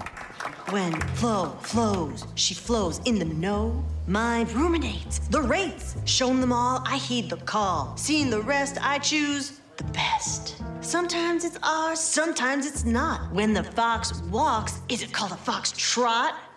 That's a real question. Compare Progressive direct rates with competitors' rates. Visit Progressive.com. Progressive Casualty Insurance Company and affiliates. Comparison rates not available in all states or situations. Prices vary based on how you buy. Parker Brothers Roofing says don't play games with your roof. Protect your home and your family. The Parker Brothers tell you the truth. We'll fix your roof, cause it's what we do. With quality, integrity, and pride. Parker Brothers Roofing, professional every time. Stay safe and dry inside. Hey, I'm Travis with Parker Brothers Roofing. Some roofers are like a bad boyfriend. They make lots of promises, but in reality, they're just cheap. They don't own up to their mistakes, and they leave you with a lot of regret. Parker Brothers Roofing stands behind every installation, and if a mistake is made, we own it and fix it. Our customers never have to worry about being left behind for the next job. At Parker Brothers, it's quality that builds our quantity. Call us at 656-8112. Parker Brothers Roofing, professional every time. Stay safe and dry inside. License number CCC 049350. Cornerstone and DeWalt FlexVolt. Power of corded, freedom of cordless. Buy any of the following DeWalt T1 FlexVolt kits for only $2.99. 60-volt max grinder kit with battery pack, 60-volt brushless recip saw kit, or 60-volt circular saw with brake kit. And add one FlexVolt 60-volt battery pack for free. A $149 value and a Cornerstone-only exclusive. Check out the sound of silence. Almost. Power of gas without noise and fumes. Cornerstone Tool and Fastener. Your DeWalt FlexVolt Center. 1110 Stuckey Ave and 3269 Crawfordville Highway. Tallahassee location open Saturdays, 8 a.m. to noon. ESPN Radio Sports Center. This is Adrian Lawrence. Wideout Anquan Bolden is heading for his 15th season in the NFL, and it's going to be with the Bills. ESPN's Adam Schefter says Bolden signed a one-year deal with Buffalo worth up to $4 million. Sticking with the AFC East, Florida police are investigating Dolphin star wideout Jarvis Landry for an alleged battery involving a girlfriend earlier this year. That's according to Slater's Scoops. After 13 seasons in the league, former Texans and Patriots nose tackle Vince Wilfork is calling it quits. A day after getting hit with a 10-game suspension, Falcons cornerback Jalen Collins apologized for violating the NFL's PED policy for a second consecutive year. On the track, driver Casey Kane won't return to Hendrick Motorsports next year. The organization's releasing him a year before his contract ends. To baseball, Angels righty Matt Shoemaker is done for the season. He's set to undergo surgery to release a nerve in his right forearm. Since the All-Star break, the Cubs have the second-best record in baseball behind the Dodgers. Tonight, the reigning champs take on the Giants in Frisco. Tune in to Cubs-Giants, 10 Eastern on ESPN. Time to upgrade your wardrobe with CT shirts, the most exquisitely crafted British-styled crease-free shirts I've ever worn. One CT shirt normally costs $100. I got you 3 shirts for just $99. Go to ctshirts.com/ESPN. ctshirts.com/ESPN. Live from the Dale Earnhardt Jr. Buick GMC Cadillac Studios in the capital city of Tallahassee, this is the Jeff Cameron Show on 97.9 ESPN Radio. Man Cave Monday, brought to you by Experamac of Tallahassee. Experamac, Tallahassee's trusted tech source for Apple. Stopping at 346 South Magnolia Drive or call at 765-2012 today.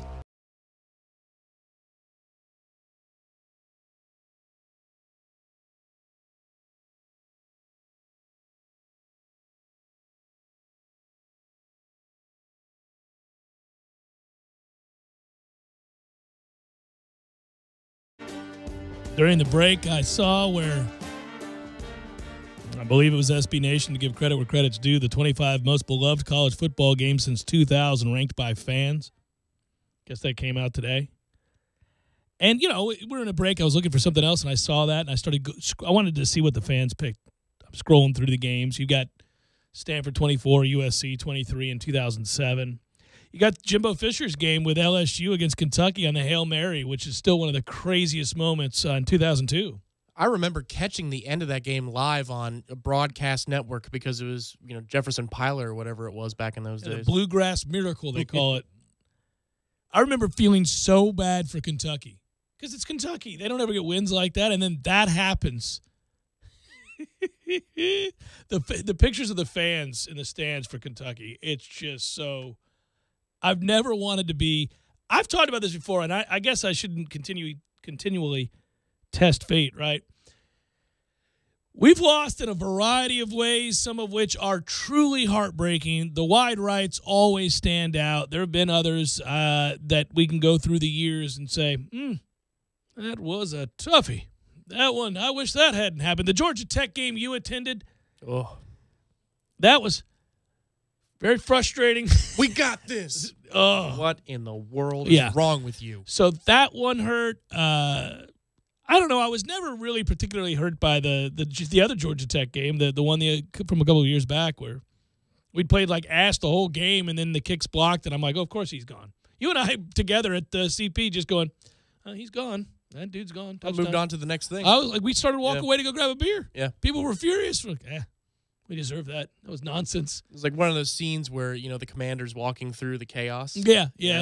Bombs going off all around you. Everybody's mad. This is not a good situation. This is the best time to go to the bar and grab a refill. This is a tough situation. Yeah. So that happened. But I'm going through this list, and they've got, Michigan State's 27-23 win over Michigan. And all the ways that we've had moments that just break your heart. A Hail Mary like that Louisville, Kentucky game and all that, we haven't had that happen. Hail Marys are nonsense when they happen. You just go, well, come on, man. That is some nonsense. That's, admittedly, you've just got to, we can't really run a real play here. We're just going to sling it to the heavens and hope like hell one of our guys come down with it. Boy, you are tempting fate. I do not like this, sir. Well, and there have been a few times in the last however many years where a play has set up for that to happen, where they're going to have to throw a Hail Mary. Only a few. And each time I've thought back on how I've noted in my head, we've never lost a game in that kind of painful fashion. And then you watch the ball in the air. I mean, did NC State and Russell Wilson have a chance at a Hail Mary at the buzzer? Against us? At Doak? They might have, yeah. I think they did. Didn't happen, though. Oh, no. We'd remember it if it actually happened. No, yeah, right, that's what I'm saying. But the point would be that as I was scrolling through the list, 2013's BCS Championship, Florida State-Auburn, 34-31, is number 19 on their list. And what accompanies this is a little 7-minute, 8-minute hype video for that game, the contents being the biggest plays and moments of said game. And so, right from the beginning, you watch Brian Stork walking out there with Coach Bobby Bowden and Bo Jackson walking out with Trey Mason as they come out, and you see the handshake and the coin flip, and then I'm watching it. It's all Auburn, and we're in that break, and I still want to keep watching this, and I can hear the commercial break going on, and then everything's going right for Auburn, and nothing's going right for us, and then the kick return happens, and I get teary-eyed. You get downright teary-eyed when the kick return happens. Yeah. It's an awesome moment, even though we don't hold the lead. It's the first time we lead, and I can remember getting the chills. I could watch that play 1,000 times. Remember that when they were doing Football Life, the very, very beginning, or it might have even been like the story of a team, and they had Bill Cowher on the promo, and he goes, and it's got the white screen behind him. He goes, it's a very special moment. Oh, yeah. And his big chin is like, choking up. Yeah. If I think too long about the Kermit return and how I felt in that moment, I'm Bill Cowher. It's a very special moment. It was, though. And that stadium, at least the Florida State side, had been waiting for so long to erupt just to feel like there was any chance that, we weren't going to throw away the grandest of opportunities. And that kick represented that we weren't just going to throw it away. We had a chance now. And when he breaks to the left side and you see that guy falls and you realize it's almost like super slow motion. I don't know where everybody was sitting. I know where you and I were. But when you think about it, and I had friends all throughout that stadium who had made the trip, and everybody's got their own story there. But that's the play. Everybody can tell you. And then I saw it was like the heavens opened up, the Red Sea parted, and I realized he's gone. Because I think there's a simultaneous moment of Florida State fans in that stadium that if you could find the right audio equipment just to hear utterances instead of screams, you would hear a lot of people in unison go, he's gone. Like that, the realization at the exact moment that the cut happens, you go, oh, he's gone. And it's just on. He's at the 40. I'm looking for laundry. Because I know what's happening over there. Yeah. So now I'm looking for laundry. Yeah. There is none. Then I dial back around the 7-yard line, and I embrace those final 7 yards, and Carlos is catching them. Well, and that's the other part, because that's why we got so excited about Carlos the next year. We're like, look, if you can run like that, good Lord. Why are you that big running that fast? That's crazy. The other video that gets me, that was actually real life, but the video that gets me, if I'm caught in the wrong moment, would be the Civic Center video. When the students, it's awesome. Because you know what that is? Yeah, it's years of frustration being let go. Yeah, we're not there. We're in a better place to catch the game, but we're all that student. We were all that student at one time. That aggravation, that frustration, without question. And I look at all those kids going nuts, and it's selfish because we all tell our own story as we're looking at that, but I'm thinking, man, I never had a moment like that. But the kid in me, there they are. If I was here at that time, that's precisely what I'd be doing. That's a lot of frustration being let out right there. All right, so let's get to this. I mentioned it a moment ago before the break. Landon Dickerson's an offensive lineman for Florida State who's not lacking in confidence. He's not afraid to say what he thinks. He's smart. He's insightful. And I think he's going to be a big part of why that offensive line, if it is improved, if it is a lot better, I think his leadership, his toughness, his ability will be a big reason for it. Here he is talking yesterday about not just the offensive line, but the matchup against Alabama. What you'll see a lot is, like Coach Fisher and Coach Trickett yelling at us and stuff. And as much as people see yelling as, that they're being hard on us, I honestly think that as an offensive line, we're harder on ourselves. We're much harder on ourselves than even the coaches are, especially when something like that happens. The quarterback gets hit, we have a missed assignment or something. We're just, we're smart individuals, and we know that when we mess up, it means a lot. So I think that we're a lot harder on ourselves.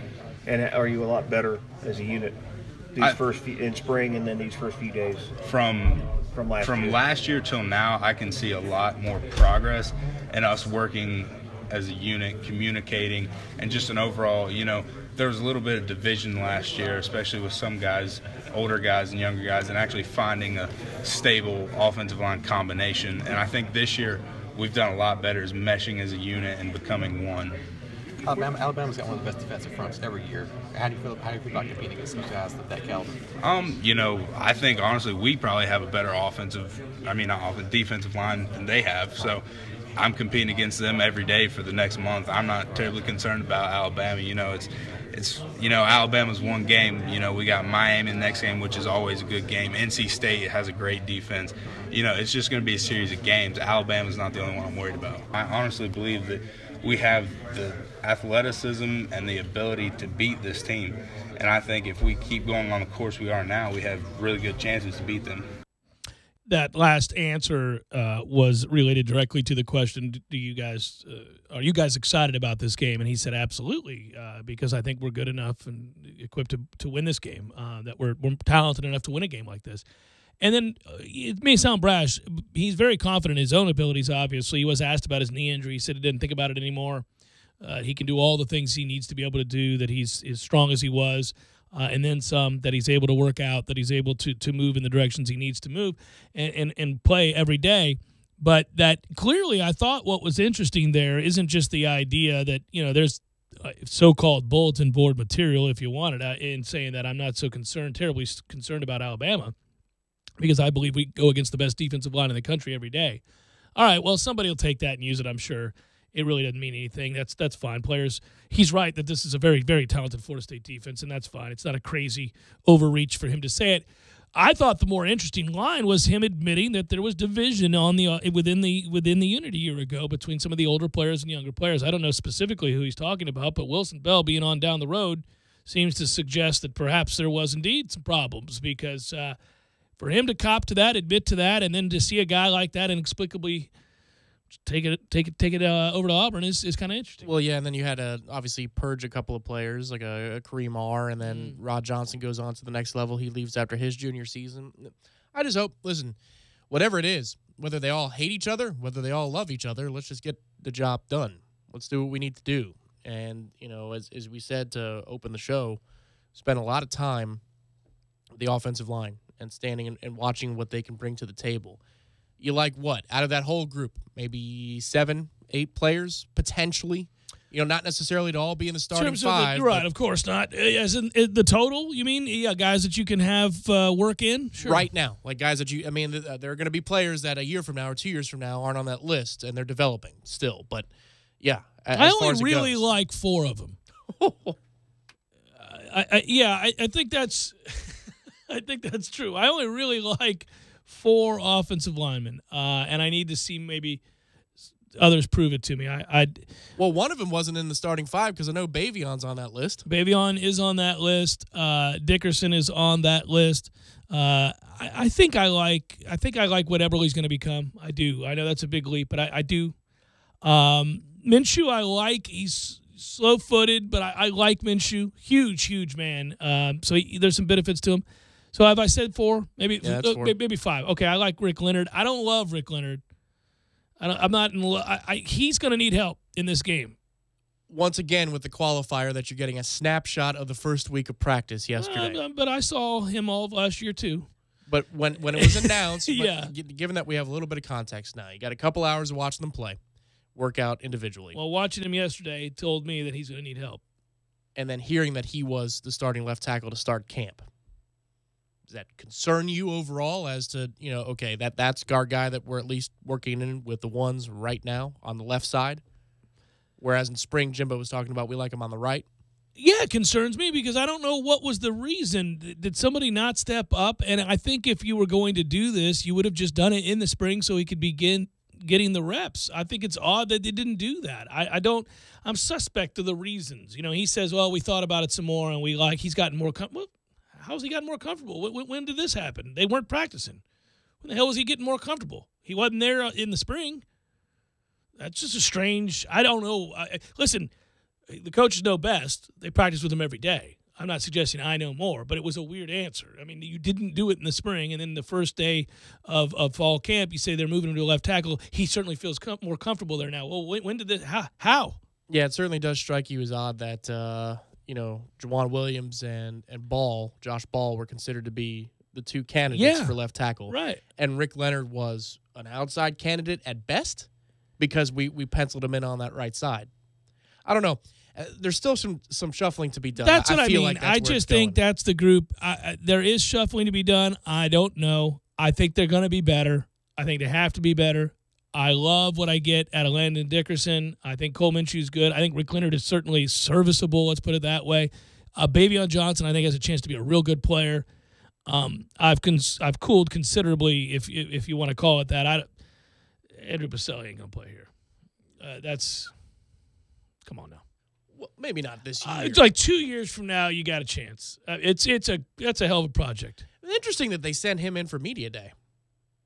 It was, wasn't it? Well, I mean, what's he gonna talk about? I don't know. His dad?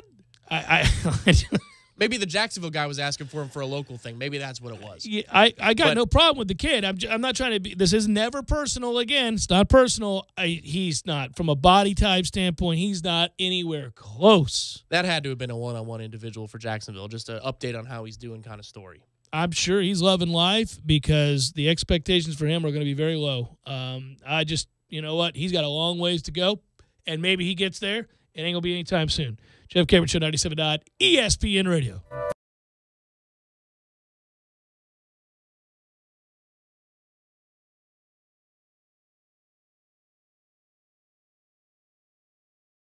When you're in need of auto repairs, look no further than Nice Tire and Auto Service. Nice has been in business for 16 years with long-term, knowledgeable sales associates. They have the latest wheel balancing machine in the industry. And for passenger vehicles, they service AC, brakes, suspension, tune-ups, and much more. Never sit through a long wait. Nice Tire and Auto has 10 service bays to get you back on the road quickly. If you have tire problems, check out their large inventory with various Goodyear and Michelin tires. Nice Tire and Auto Service, 4792 Bluntstown Highway, 574-4100.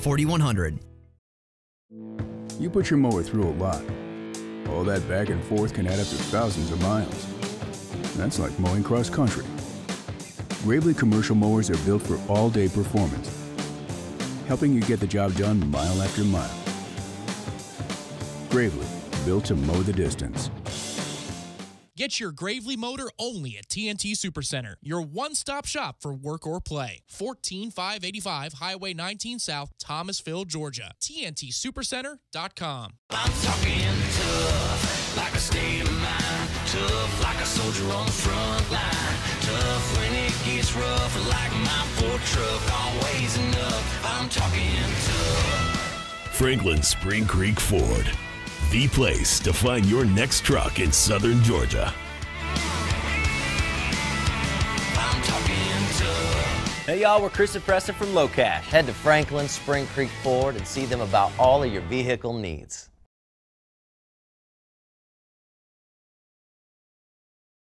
Brothers tell you the truth.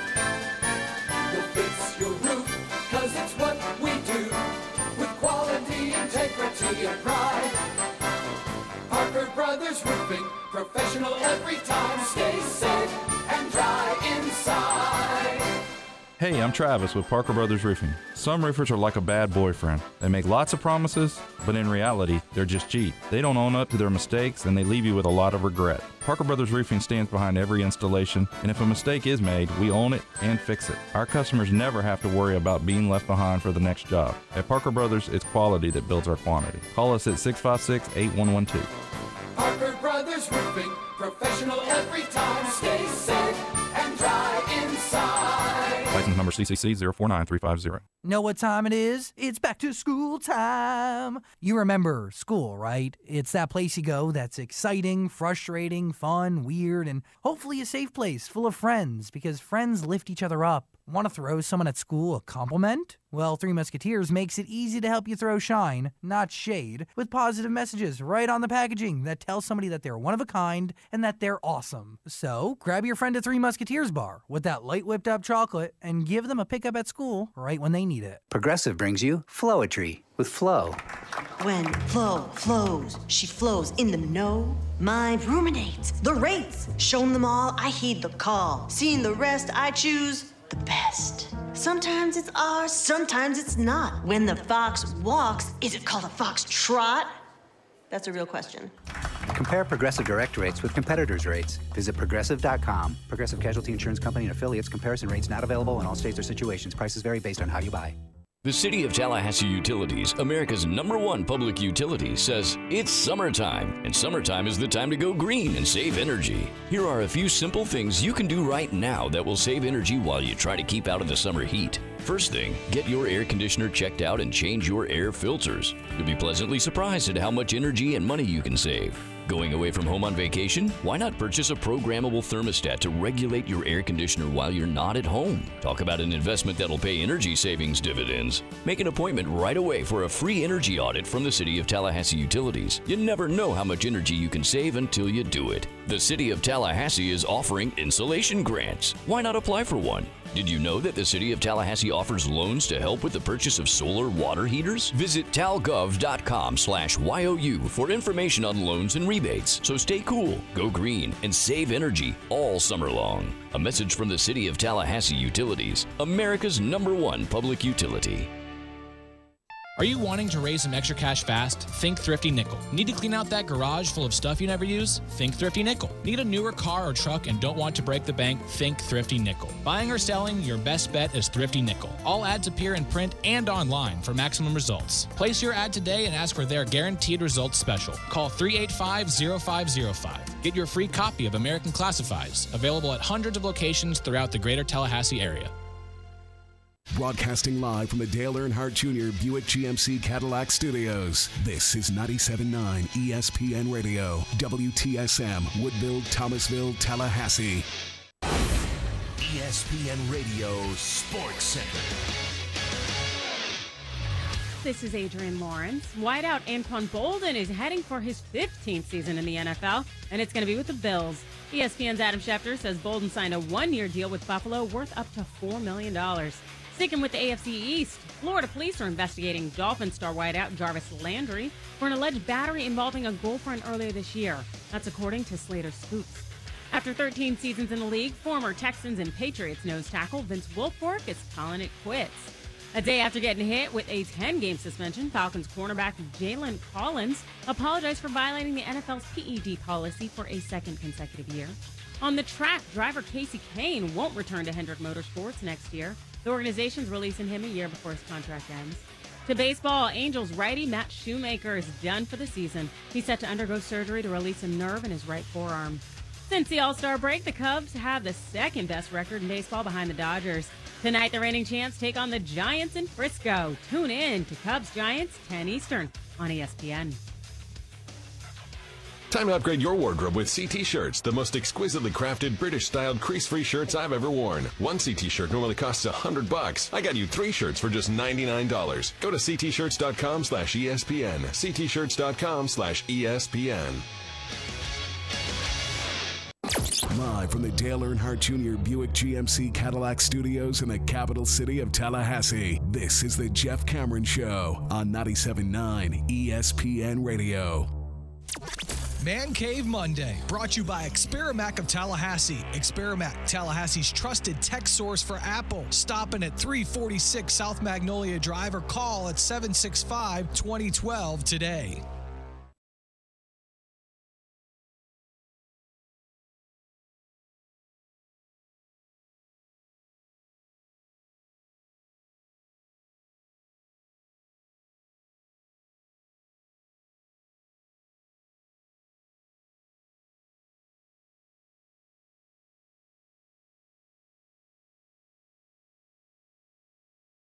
Final hour of the Jeff Cameron Show, at least for today. Thanks for tuning to it. I'm Jeff. That's Tom. We're online, ESPNTallahassee.com. That's where you go to listen live via the streaming free always. Don't miss anything. But, hey, if you do, we got you. All 3 hours posted every day upon the conclusion of the program, both on iTunes and in our own audio vault. With limited commercial interruption, you can check it out at your leisure. And that is brought to you by CarltonDean.com, the fine folks at SVN, helping you make money in commercial real estate. Email the show if you want, jcs@979espnradio.com. Find me on Twitter at @JCameronShow, WTSM app for your mobile devices. And also note that YouTube feed, ESPN Tallahassee YouTube.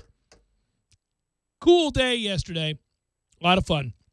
Every year I'm reminded that what a cool job, right? Get to cover college football, get to cover a program like this, get to go do something you're passionate about, and to watch guys get better in their time here. Coaches coaching is always a lot of fun for me to see because you can get locked in with what they're trying to teach, but you also can't help but note the emotion and how much they care about their guys.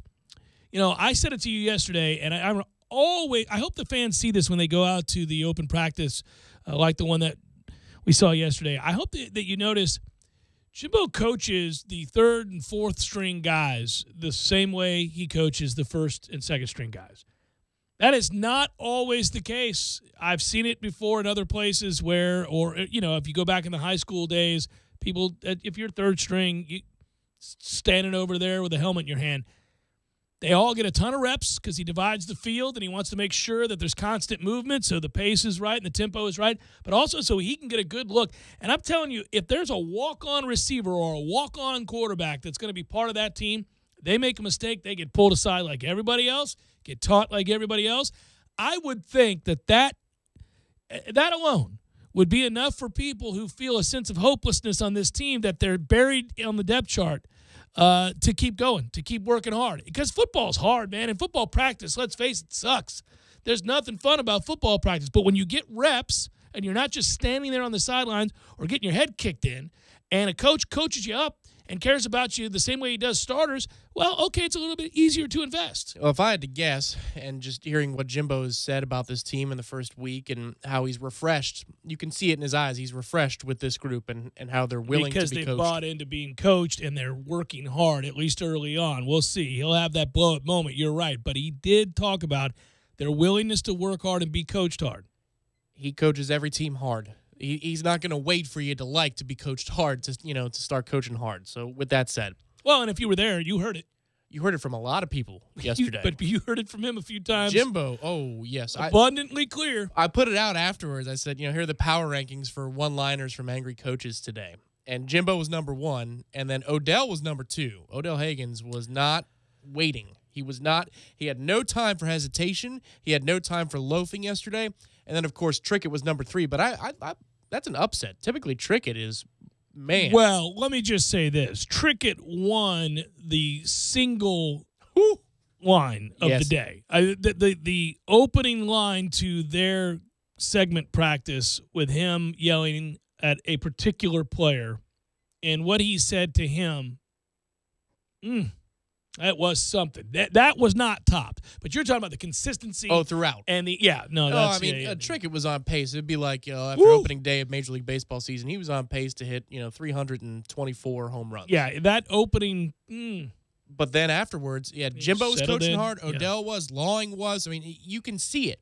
I don't think it's just talk after practice is over. They coach these kids up. They coach them hard. There's an intensity. But if there was 1 or 2 guys that needed to be talked to again, I mean, they take it, that they take it on. I think it's a sign. I don't want to read too much into it. It's 5 days of practice. It's an open practice. There's a long way to go. But I do think that is indicative of a coach who's invested, and he should be invested in all of his teams. He's paid handsomely to be. But I think he likes the response he's getting. Thus, he's buoyed by that and invigorated by that, and he responds accordingly, and you can see that. Even the anger is usually followed up. Jackson, the kid at wide receiver, who, number 87, is a kid you might actually see get reps this year. He's been on that team forever and a day, it seems like, and he's not devoid of talent. He actually can play. There was a place in practice yesterday, I don't think I'm talking too out of school, where he made a mistake. Jimbo said, I want to play you. You just won't let me play you. And then later on, the young man made a great catch, and he followed it up by another 2 or 3 plays in a row in which he did everything exactly right. And Jimbo came over, put his arm around him, slapped him on the helmet, said, that's what I'm talking about. So that's the enthusiasm you're talking about and the investment in player that I'm talking about. But it's also the love of a team that will be coached hard and is okay with it and wants to be better, that runs hard at the end of practice just as they do at the beginning of practice. That's coach kind of falling in love with a group who he constantly talks about has to identify their own personality and the way that do they want to be great? And I think he sees a team that wants to be coached hard. So that's a good sign. You try to glean as much as you can from these things, knowing that you're probably going to fall victim in some cases to your own bias and your own enthusiasm because football's back and you're just excited to talk about it again. And maybe you get a little bit over the top in that. But we also like to look at the newcomers, how they match up, whether or not any of them are going to have an impact on this team.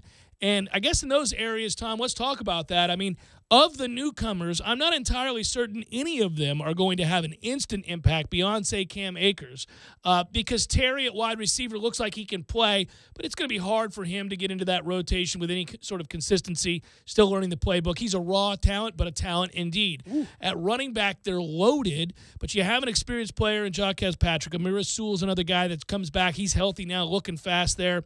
I thought Laybourne looked great of all the newcomers at running back. I actually thought he had a better day than Cam Akers did yesterday. But they got real talent at running back. They're set there, and you have a veteran presence in Ryan Green who can play if you need him to as well. But the restarting receiving core, you got who you have, and they're good, and they're explosive, and they're potentially great. Reps to the younger guys, just don't know what we're going to see there. But Nyquan Murray looked good. Keith Gavin looked very, very good.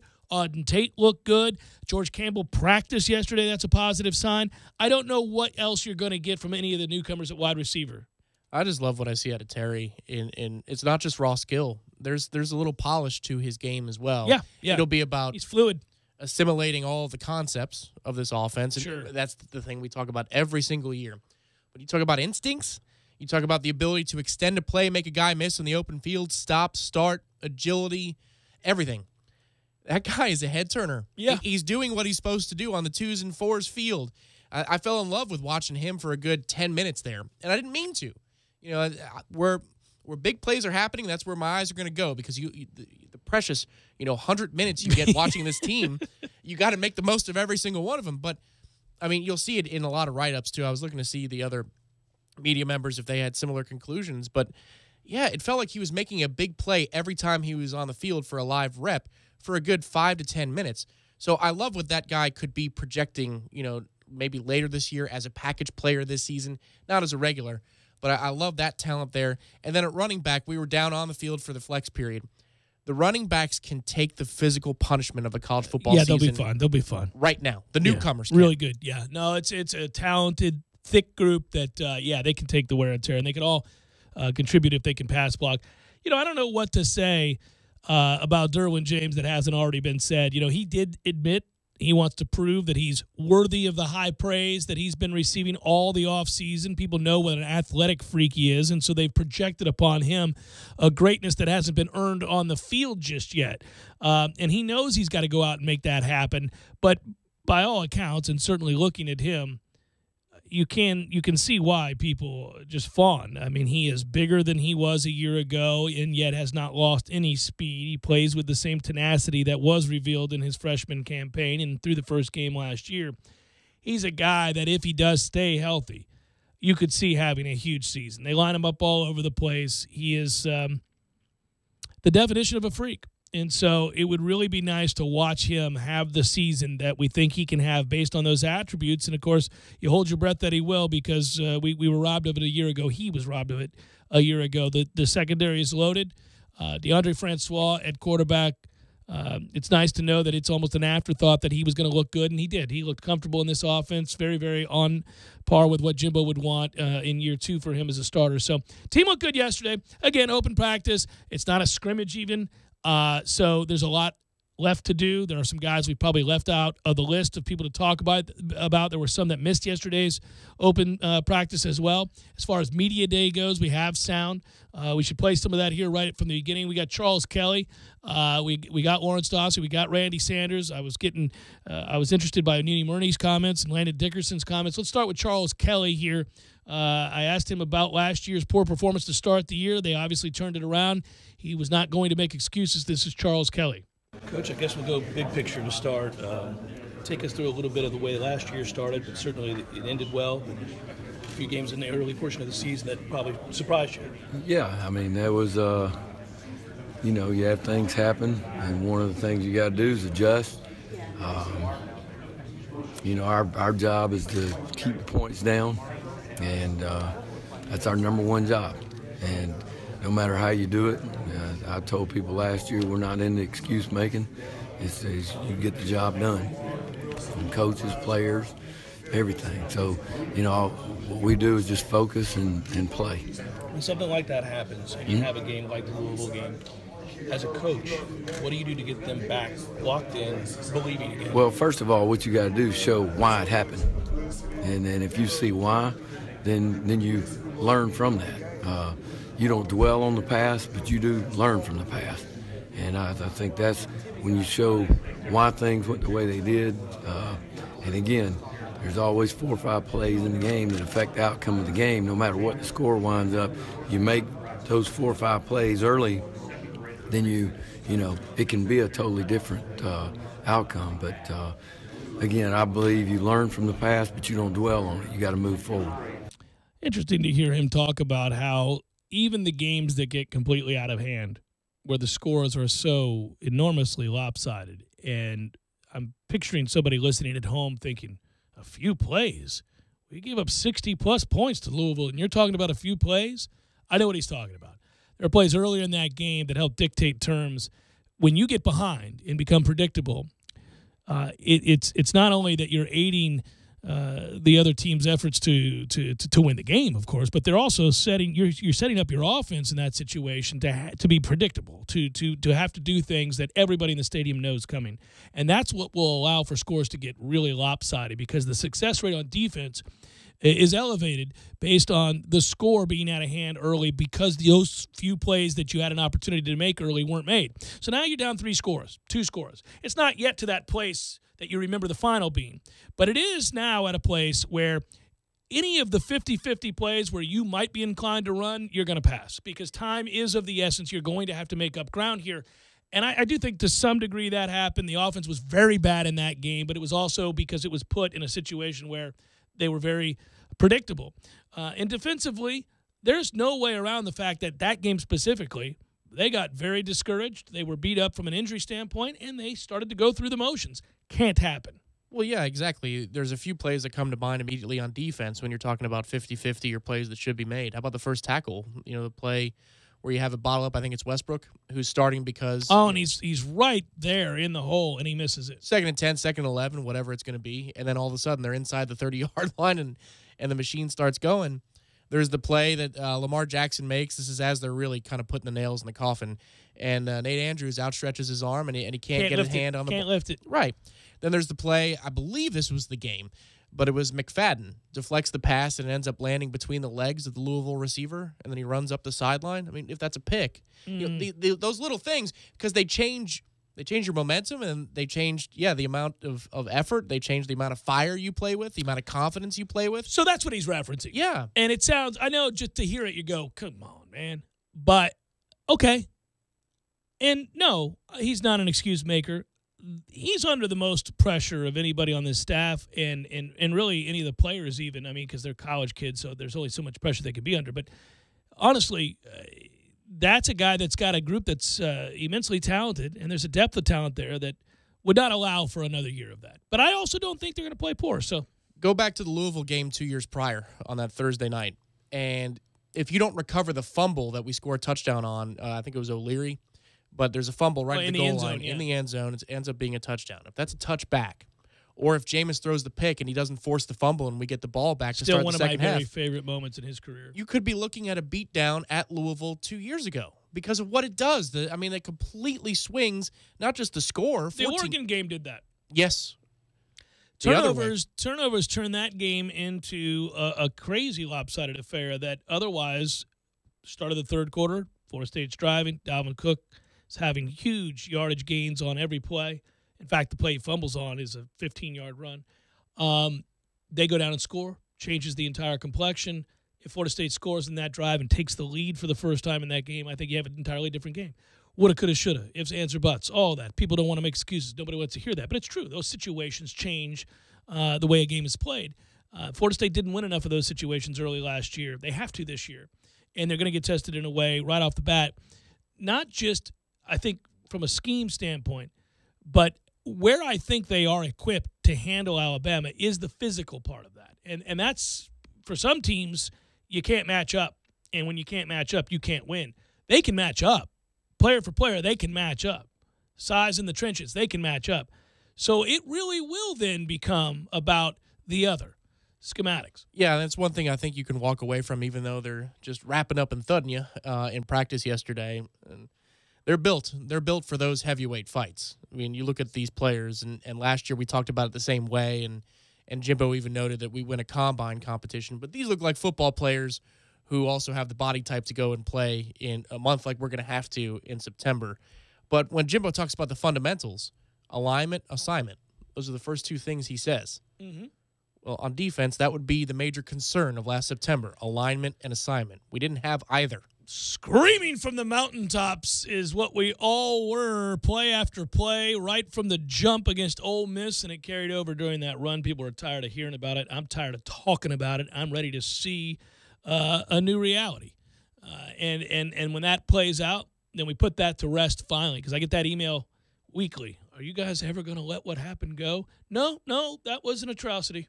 No, that's until I see something different, that's what's lingering in all of our minds. Well, and yeah. And I'm not talking about that game. I'm just talking about the series of games. Sure. Well, if you're talking to the coordinator for, his biannual interview, then and it's on the eve of the season, so to speak, what's the last thing we remember about a September? Which is why he was prepared for the line of questions. Indeed, and never once got mad and answered them very professionally, which is the other reason he's beloved. Jeff Cameron Show, 97.9 ESPN Radio.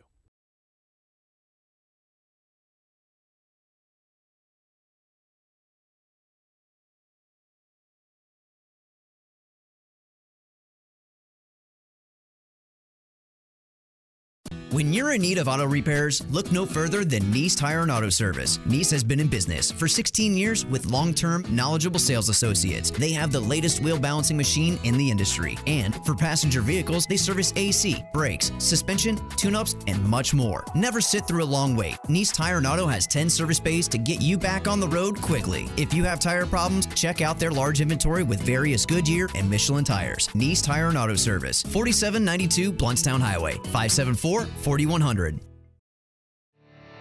You can tell a lot about a tractor by its warranty. That's why Mahindra makes the toughest tractors on earth. With steel, not plastic. Backed by the industry's best limited powertrain warranty, period.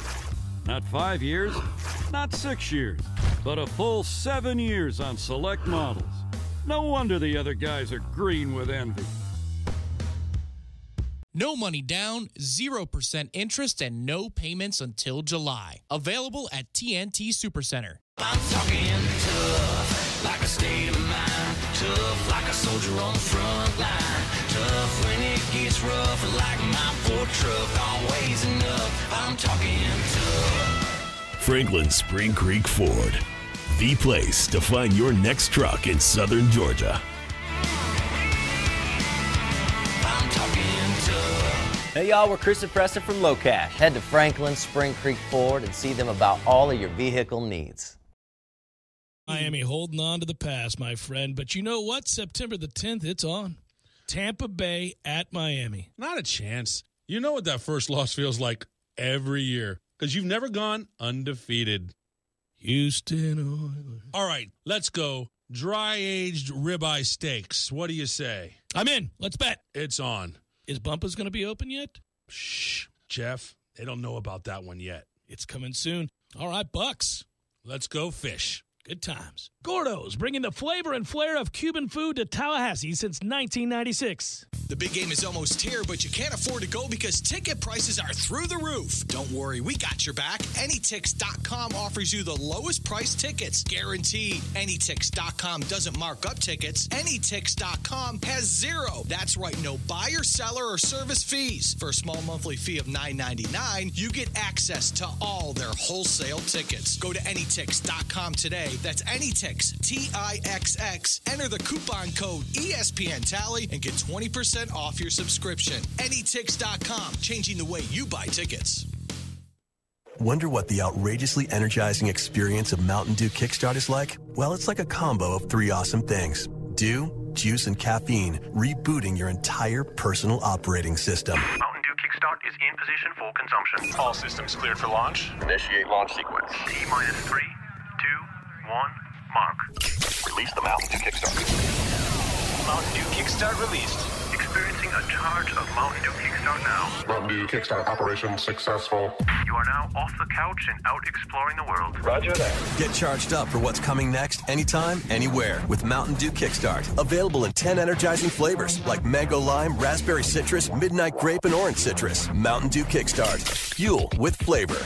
RCD Shell knows how to keep you cool and refreshed. All 20-ounce Pepsi and Mountain Dew products are 2 for $2.22. That's right, 2 for $2.22. And 28-ounce Gatorade is buy one, get one free. It's more fun with Pepsi and Dew, so bring on the bubbles with these cool prices at RCD Shell. Hey, Wally Woodham here. In 1974, I set the national high school passing record at Leon High with 3,560 yards. Jimmy Jordan here. Wally, I broke your passing record at Leon the very next year. Well, Jimmy, in our 3 years together at FSU, I threw for 22 touchdown passes. Wally, that's pretty good, but I had 39. Well, Jimmy, look at the deal I got at AAA Transmission. That's a pretty good deal, Wally. At least your car's a winner. Don't put off your auto repairs. Stop in at AAA Transmission and ask for owner Tim Pridgeon, servicing Tallahassee for over 30 years. AAA Transmission, 1023 North Monroe Street, or call them at 222-2532. Get your weekend started right here on 97.9 ESPN Radio. Saturdays at 6 a.m. with Fishing Florida Radio. Listen to the three amigos, Boudreaux, Steve Chapman, and Captain Mike Ortega as they catch you up to speed on what's new and biting in the North Florida region. Big-time guests, celebrities, interviews, and 3 hours of the fishing info you need. Fishing Florida Radio is brought to you by Sea Quarters Marina off Highway 98 in Carabel. Sea Quarters Marina, your full-service marina, and presented by Hobbit American Grill, locally owned and operated since 1978.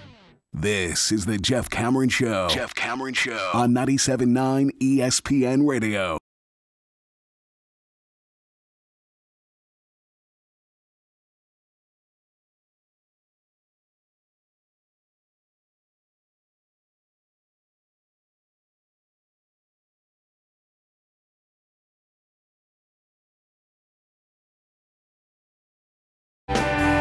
It's interesting seeing those quotes.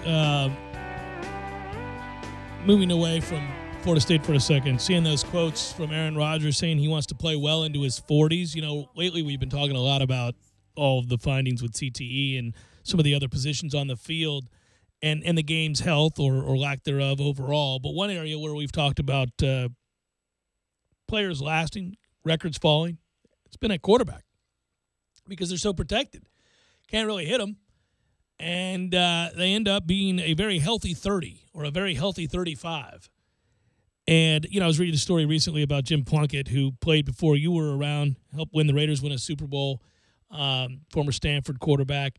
And, you know, here he is now, beat to hell. Admits he can hardly move. There's not a part of his body that doesn't hurt. It's a guy that says, I'll die young, and I probably have CTE. But I was thinking back to his era. All of the quarterbacks of that era received beatings. It was always the 2 to 3 steps you could take afterwards. The intent of all defenders was to intimidate and get to quarterbacks, to get them to move their feet, not to stand tall in the pocket and continue to throw the football. And they did that by basically what would be considered now unnecessary roughness and certainly late hit after late hit after late hit that were infrequently called. Guys pick up quarterbacks, drive them into the ground all day long, well after they threw the football. That's the era he played in. To some degree, that's the era even Brad Johnson played in, former Knoll and Buccaneer. Aaron Rodgers, they're doing the tour camps right now for SI, and Aaron Rodgers gave a lengthy interview to Peter King, of course, and he was talking about he's embraced yoga and he's more flexible now than he's ever been, and he thinks as you get older, you got to find ways to stay flexible because that's what leaves you. You get tight, that kind of stuff. And also the pressure of playing quarterback in Green Bay and having made the playoffs 8 years in a row. He wants to win more than one Super Bowl, all these things. And he said, but look, I'm stretching. I'm 33, but I can play well into my 40s. I don't want to retire anytime soon. I'm going to be here for a long time to try to sustain excellence. And, just the other day, they prattled on ESPN forever and more that Tom Brady was turning 40, and that was a big deal. And these guys are young 35s, young 40s, and I do think a lot of those numbers are going to fall because quarterbacks can last a long time now. I think at some point he's going to have to really remain a statue, though. He's trying to increase his flexibility and maintain everything he possibly can. But part of what makes Aaron Rodgers great is when he breaks the pocket, it's your ass. That's why we're praising Jameis Winston and what he is so early in his career. He's up there with Aaron Rodgers as those statistics. Yes, he is. Productivity of throwing plays on the run, yeah. On the run, outside the pocket. So my question is, it's not about what is Aaron Rodgers going to be until he's 37, 38 years old. It's just when he gets to his later 30s, early 40s, and maybe he's not as mobile as he once was, is he able to still defeat you solely from between the tackles? I think so. I mean, that's as quick a release and as good an arm as you'll see. And I think, obviously, it will lessen what he is overall as a quarterback, and that dynamic makes him the best quarterback in football, many people believe. I'm amongst them. I'll say this, it's one of the fears that they're having in Carolina right now. I mean, if you think, again, we're not all that far removed from Cam winning an MVP and taking Carolina to the brink of winning a Super Bowl. But a lot of what he does and can do is kill you as a specimen. I mean, he's an amazing athlete, one of the best athlete to ever play quarterback. And where he got better was from the pocket, throwing more accurate passes down the field. And that was the area we questioned coming out of college, given the offense he ran. It was an area that everybody questioned. It wasn't a matter of race. This was everybody. The offense you run, the ability you have with your legs, you've got to utilize those. He had his whole career. Now you're going to have to go to a league where you're pretty much primarily having to stay in pocket in order to have success. But he didn't. He continued to run and hurt teams because of it. The mere threat of him running changed the way people approached attacking him defensively. And he improved from the pocket, but was still always a threat. Well, now he's beat up. And a lot of talk about him really kind of being old for his age. And, of course, he's been very vocal about the amount of hits he thinks he takes unnecessarily that aren't called. If he just has to stay in the pocket, can he be great, or are we already watching him rapidly decline? In his case, I think it's a little bit more severe than it is for Aaron Rodgers, who is no longer really a threat to run 20 and 30 yards downfield and make guys miss, but just to prolong plays and then with a flick of a wrist get it 50 yards downfield accurate. Well, you prolong plays and you can widen angles for yourself too. Sure. That's what so much of the NFL game is, given where the hash marks are. Everybody can pin back and come at you. Yeah. So it's very right-sided. Well, that's why, Joe Flacco or Ben Roethlisberger, or you know what I mean? Those guys are always going to be the ones or Jay Cutler. I mean, he just got re-signed over the weekend. People always want to take chances on that quarterback because big arm. The angles don't change, but the timing, if you can get him sooner, then it's to your advantage. I just wonder, what Aaron Rodgers is going to be at that point in his career. Does he still have the arm strength? He's not the biggest guy in the world. Tom Brady certainly is a taller quarterback, and he can see over the line of scrimmage, and he has unbelievable longevity when it comes to the strength of his arm.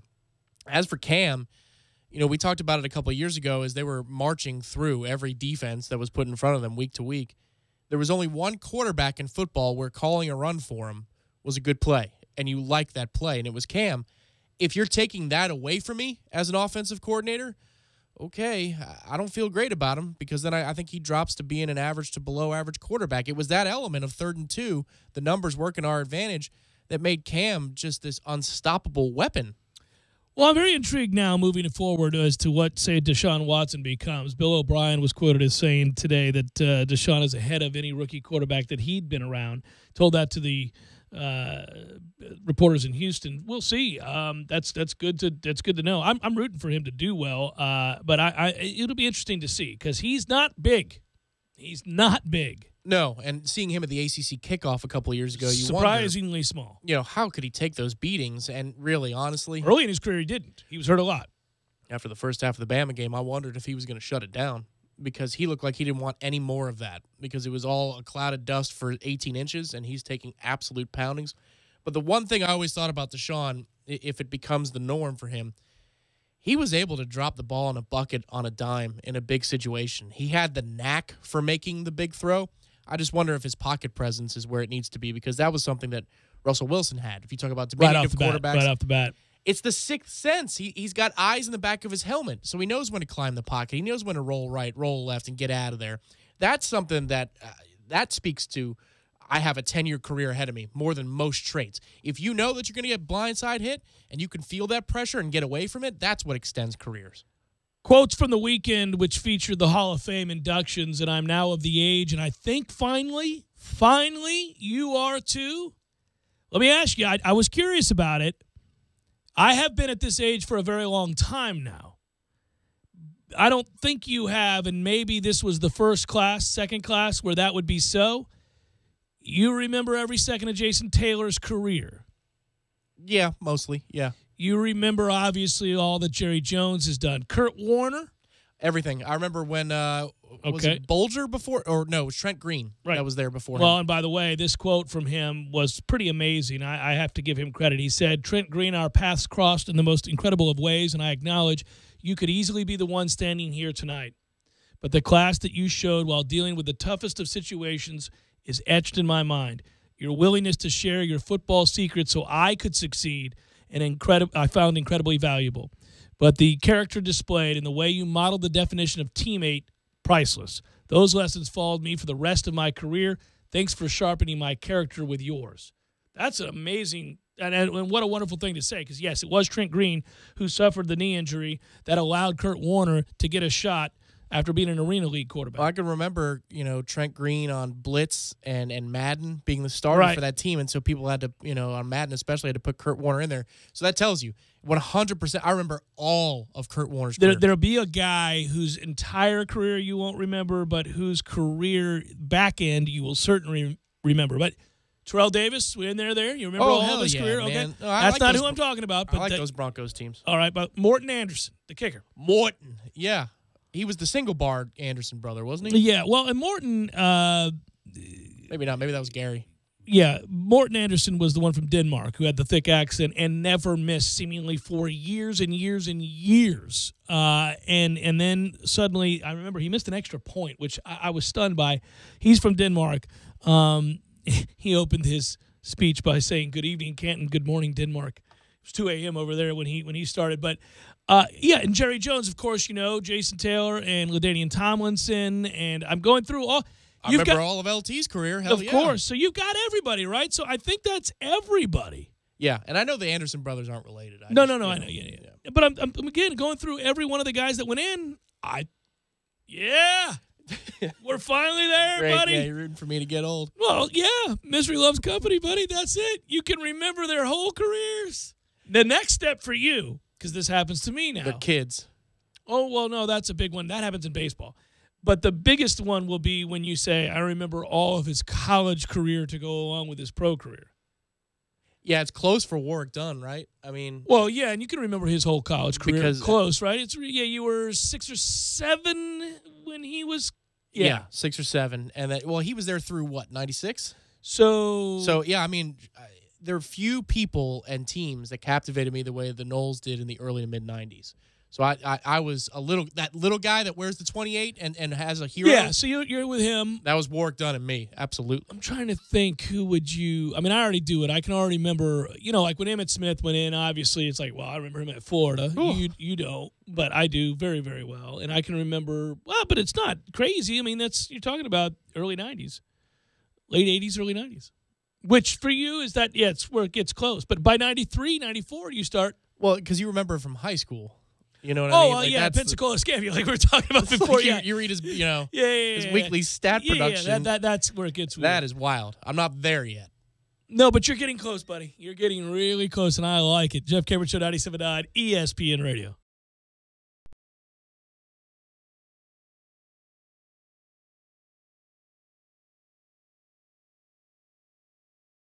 When you're in need of auto repairs, look no further than Nice Tire and Auto Service. Nice has been in business for 16 years with long-term, knowledgeable sales associates. They have the latest wheel balancing machine in the industry. And for passenger vehicles, they service AC, brakes, suspension, tune-ups, and much more. Never sit through a long wait. Nice Tire and Auto has 10 service bays to get you back on the road quickly. If you have tire problems, check out their large inventory with various Goodyear and Michelin tires. Nice Tire and Auto Service, 4792 Bluntstown Highway, 574-4100. You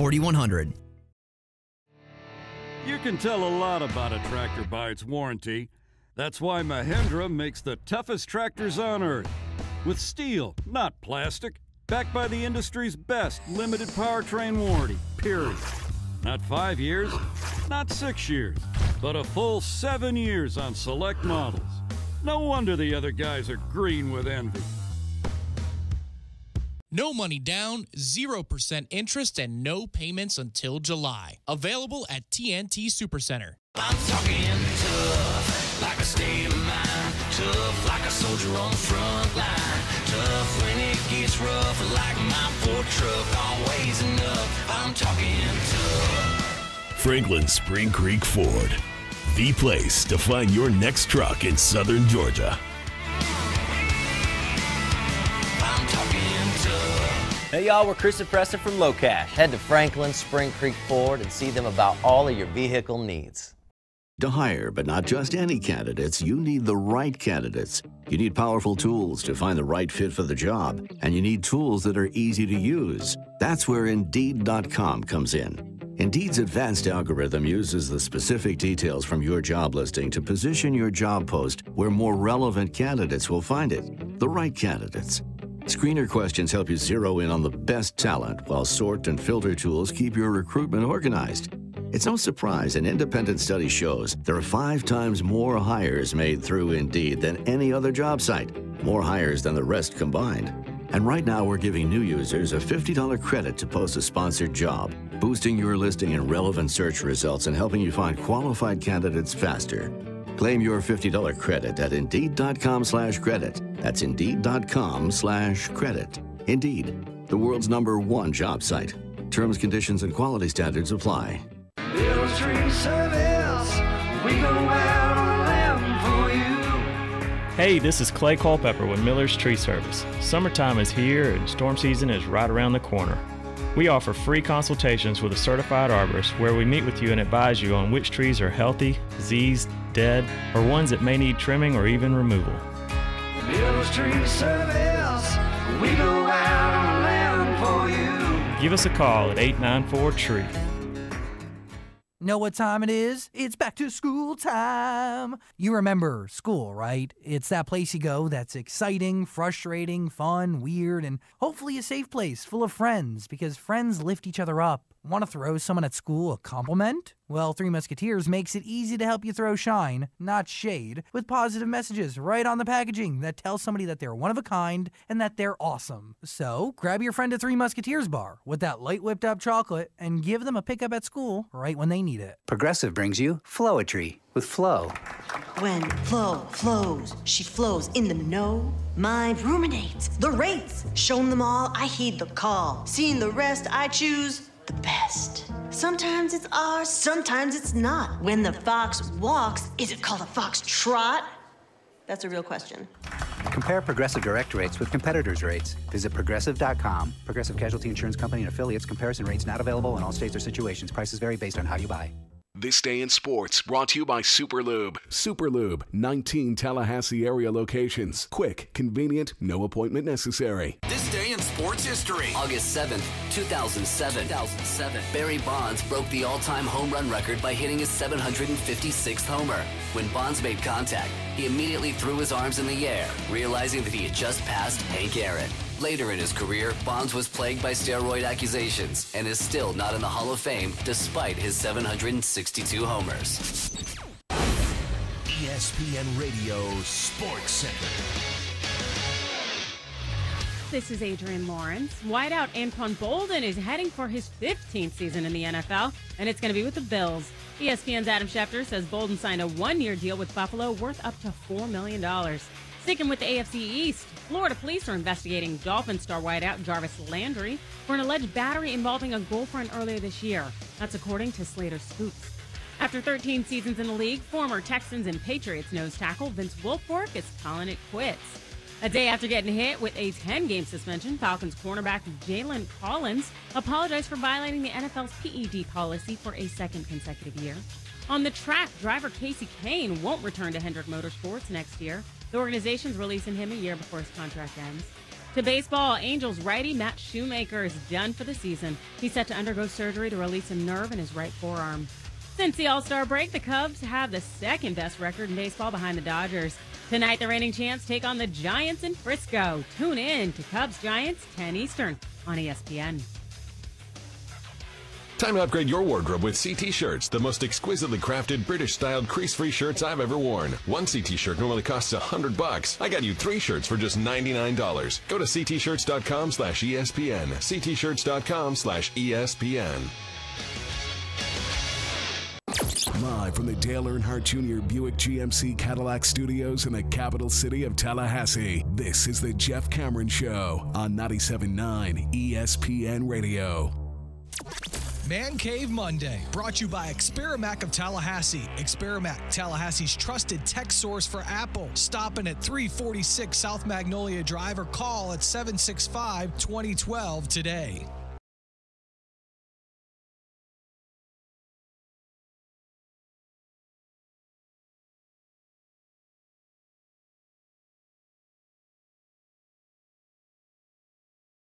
Jeff Cameron Show, 97.9 ESPN Radio.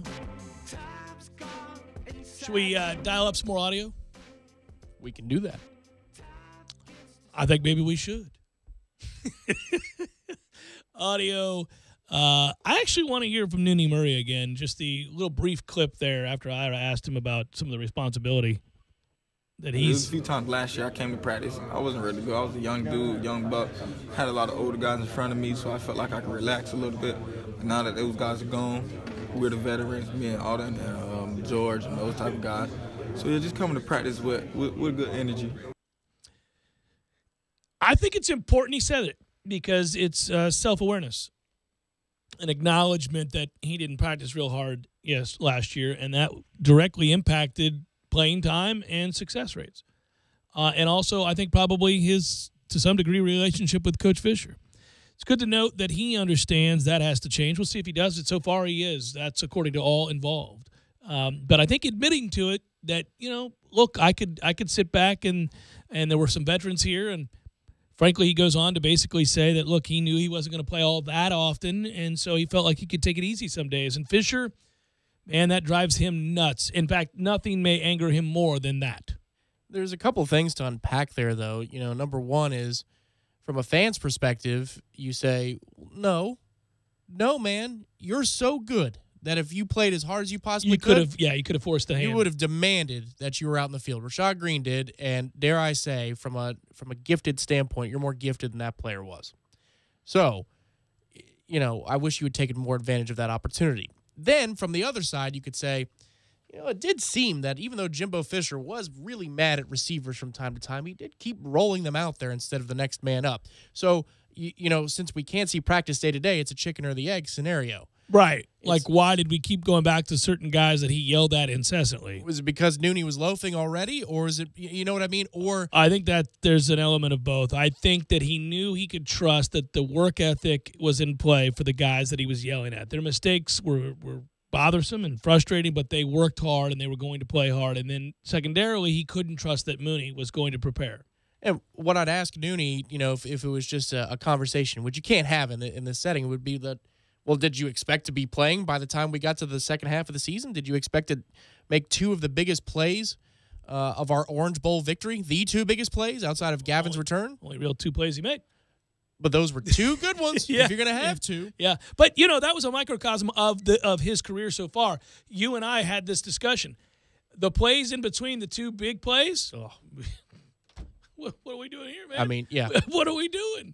Oh, right? It's the kind of thing that makes you throw your hat if you're a coach. Very, very frustrating. Are you kidding me? You're not going to, pave the way for Dalvin Cook? Right. Who the hell are you? Just let's say this. He's thick. He's strong. He came in shape. He looks good. He plays hard right now, and he's saying the right things. Real quick, want to get to a at Jay Cameron Show question on Twitter. Kenny Easley, who I skipped over, Hall of Fame. Yes, I remember Kenny Easley. Short career, unfortunately, for Kenny Easley. And 81, I think 80 to 86, 81 to 87, whatever that was. Yes, I remember it. But Tom will not. He was one by the time Kenny Easley had to quit. There we go. So I still have some guys. You that have make some it. guys, The yeah. stragglers I didn't see. Yeah, I saw Kenny Easley. And unfortunately, his career was cut short. I think it was kidney disease. Jeff Cameron Show, 97.9 ESPN Radio.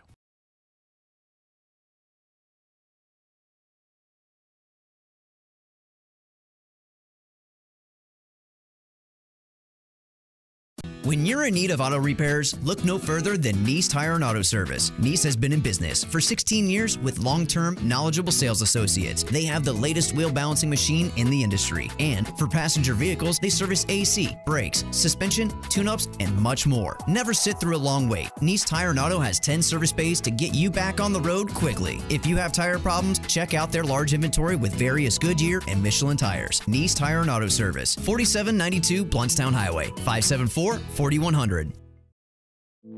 You put your mower through a lot.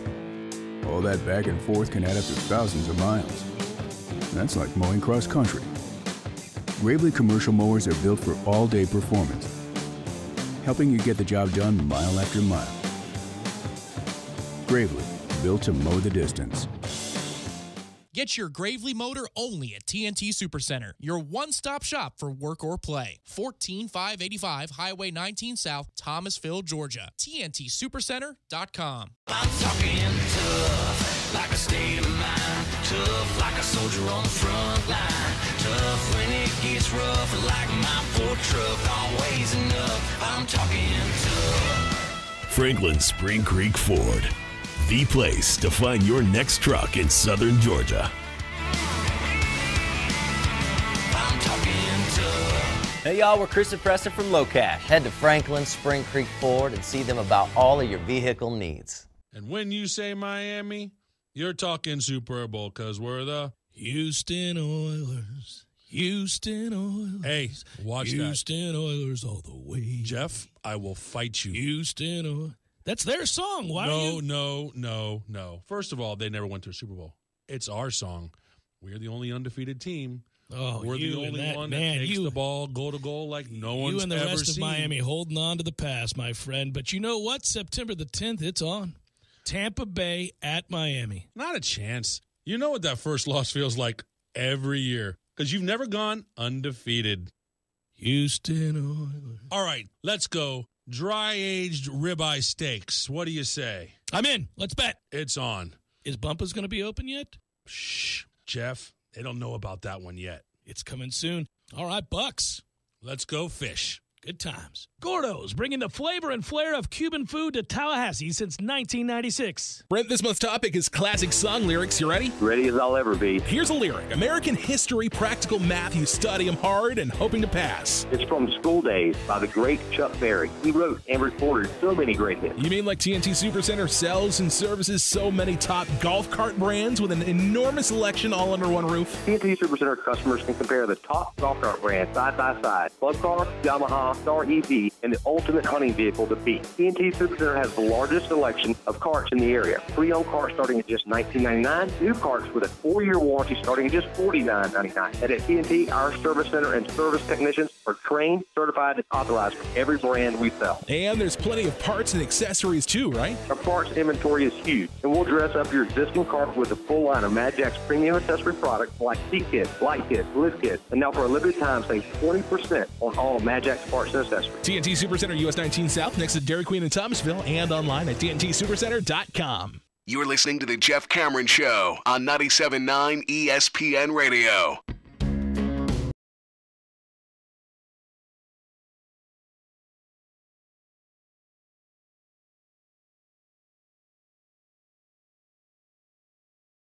Wrapping it up, Jeff Cameron Show, 97.9 ESPN Radio. Been a fun day. With a touch of sad news as we get set to do probables, of course, should mention the passing of Darren Dalton, as well as, man, you know, I was thinking back, you probably don't remember Don Baylor all that well, do you? I feel like the player. Yeah, no, God, no, not at all. But I feel like Don Baylor worked for ESPN, or he was a media analyst of some sort. Well, he's a coach. He was a manager, I should say. He played for the Orioles, Angels, Yankees, Red Sox, Twins, A's, all that. 19-year career. Was the Rockies manager through 98. Took them to their first playoff berth. Was a Cubs manager 2000, 2002. He probably did at some point maybe step in as an analyst. You might remember that. He's larger than life to me. And what I mean by that is he was never my favorite player or anything like that, but he was a guy who was, well, for a long time, and he may still, I don't know, all-time leader in hit by pitches. You couldn't hurt him. I think Biggio finally took that over. Did he really? Yeah. Yeah, he managed 9 years afterwards. He had almost a 20-year career. He was a former MVP. He was a lot of things, and he was a really, really, really good player. And anyhow, to see him pass away at 68, it's sad. And I remember him, the player, because in 1979, really 78, 79, he has his two best years. And it's kind of as I'm getting into baseball. And I will tell you, one thing always stood out about him to me more than anything else is not only did he stand right on top of the plate, he wasn't afraid. He wouldn't flinch on anything inside, and he was a mountain of a man, just a big, huge dude, and he looked so intimidating.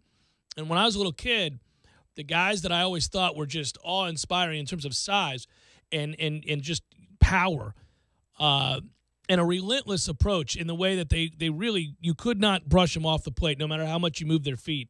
You would look at a Willie McCovey, big guy for the Giants, Dave Parker and Willie Stargell for the Pirates, and Don Baylor. He was one of those guys. And I remember that as a kid thinking, oh, big Don Baylor's up. And he was just cool to watch. So hearing that passing today made me kind of sad just because I remember most of his career.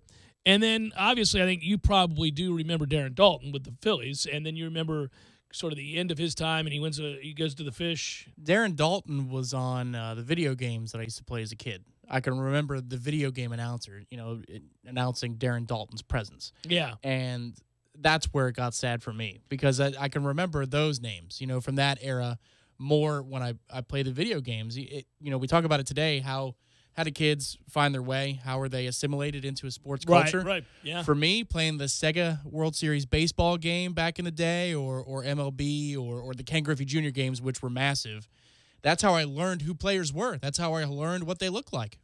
Yeah, and Darren Dalton, it's not the time or place now. He got a little goofy after his playing days were over and said some crazy things about aliens and all kinds of stuff like that. But, no, I'm going to bring this up for a reason. I had fun with him on the air over the years. I'm not going to deny that. He said some really asinine things that just you couldn't help but crack up about. Of course, I didn't know he was going to get sick. But I remember being Matt Millar. There was about a 3-year window where Dalton gave us a lot. He gave us an awful lot, where you'd read a quote and you'd go, huh? But I remember when he was traded to the Marlins before the 97 deadline, and they won the World Series, not because of him, but he was part of that, and I remember being happy for him. Anyhow, he was a long-time Pinellas resident. Lived in Pinellas County for a long. I ran into him one time. Lots of people did. He was always around, but 55 is just way too young. Bottom line is 55 is just way too young. So rest in peace to those two gentlemen. Let's do some probable, shall we? It's time for, how you say, with the pitching, probables?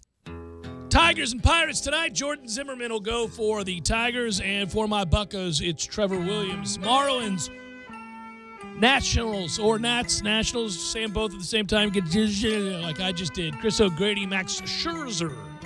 Padres, Reds. Mr. Shaseen going to pitch tonight for the Padres. The Reds will throw Tim Adelman in a game that nobody should be forced to watch. Brewers, Twins, Brent Suter and Irvin Santana.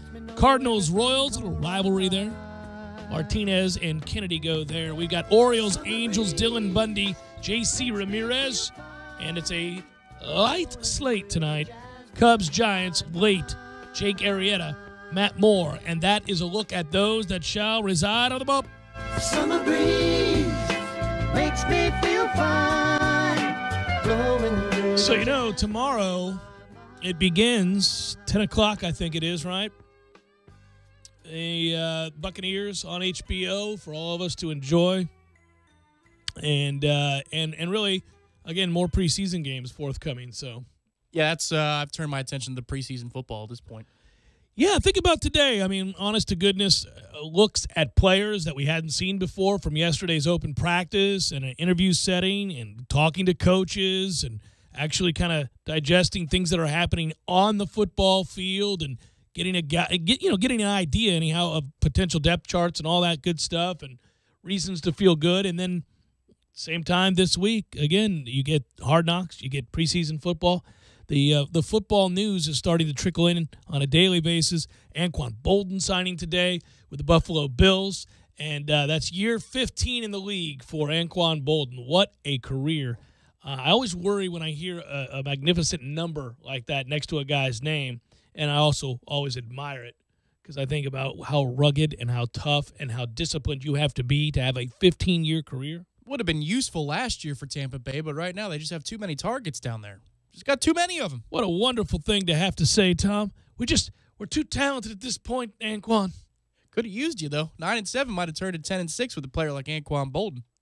Yeah, Anquan, man, he is a pro's pro, and who knows? Let's see what happens in Buffalo. Not much happening in Buffalo these days. That's a love of the game, isn't it? Still Tyrod Taylor? I think so. We'll find out. You know what I was thinking? I will say this about that. I good on you, Anquan. And, again, you got to really love the game to go play in Buffalo. And I'm not trying to take shots.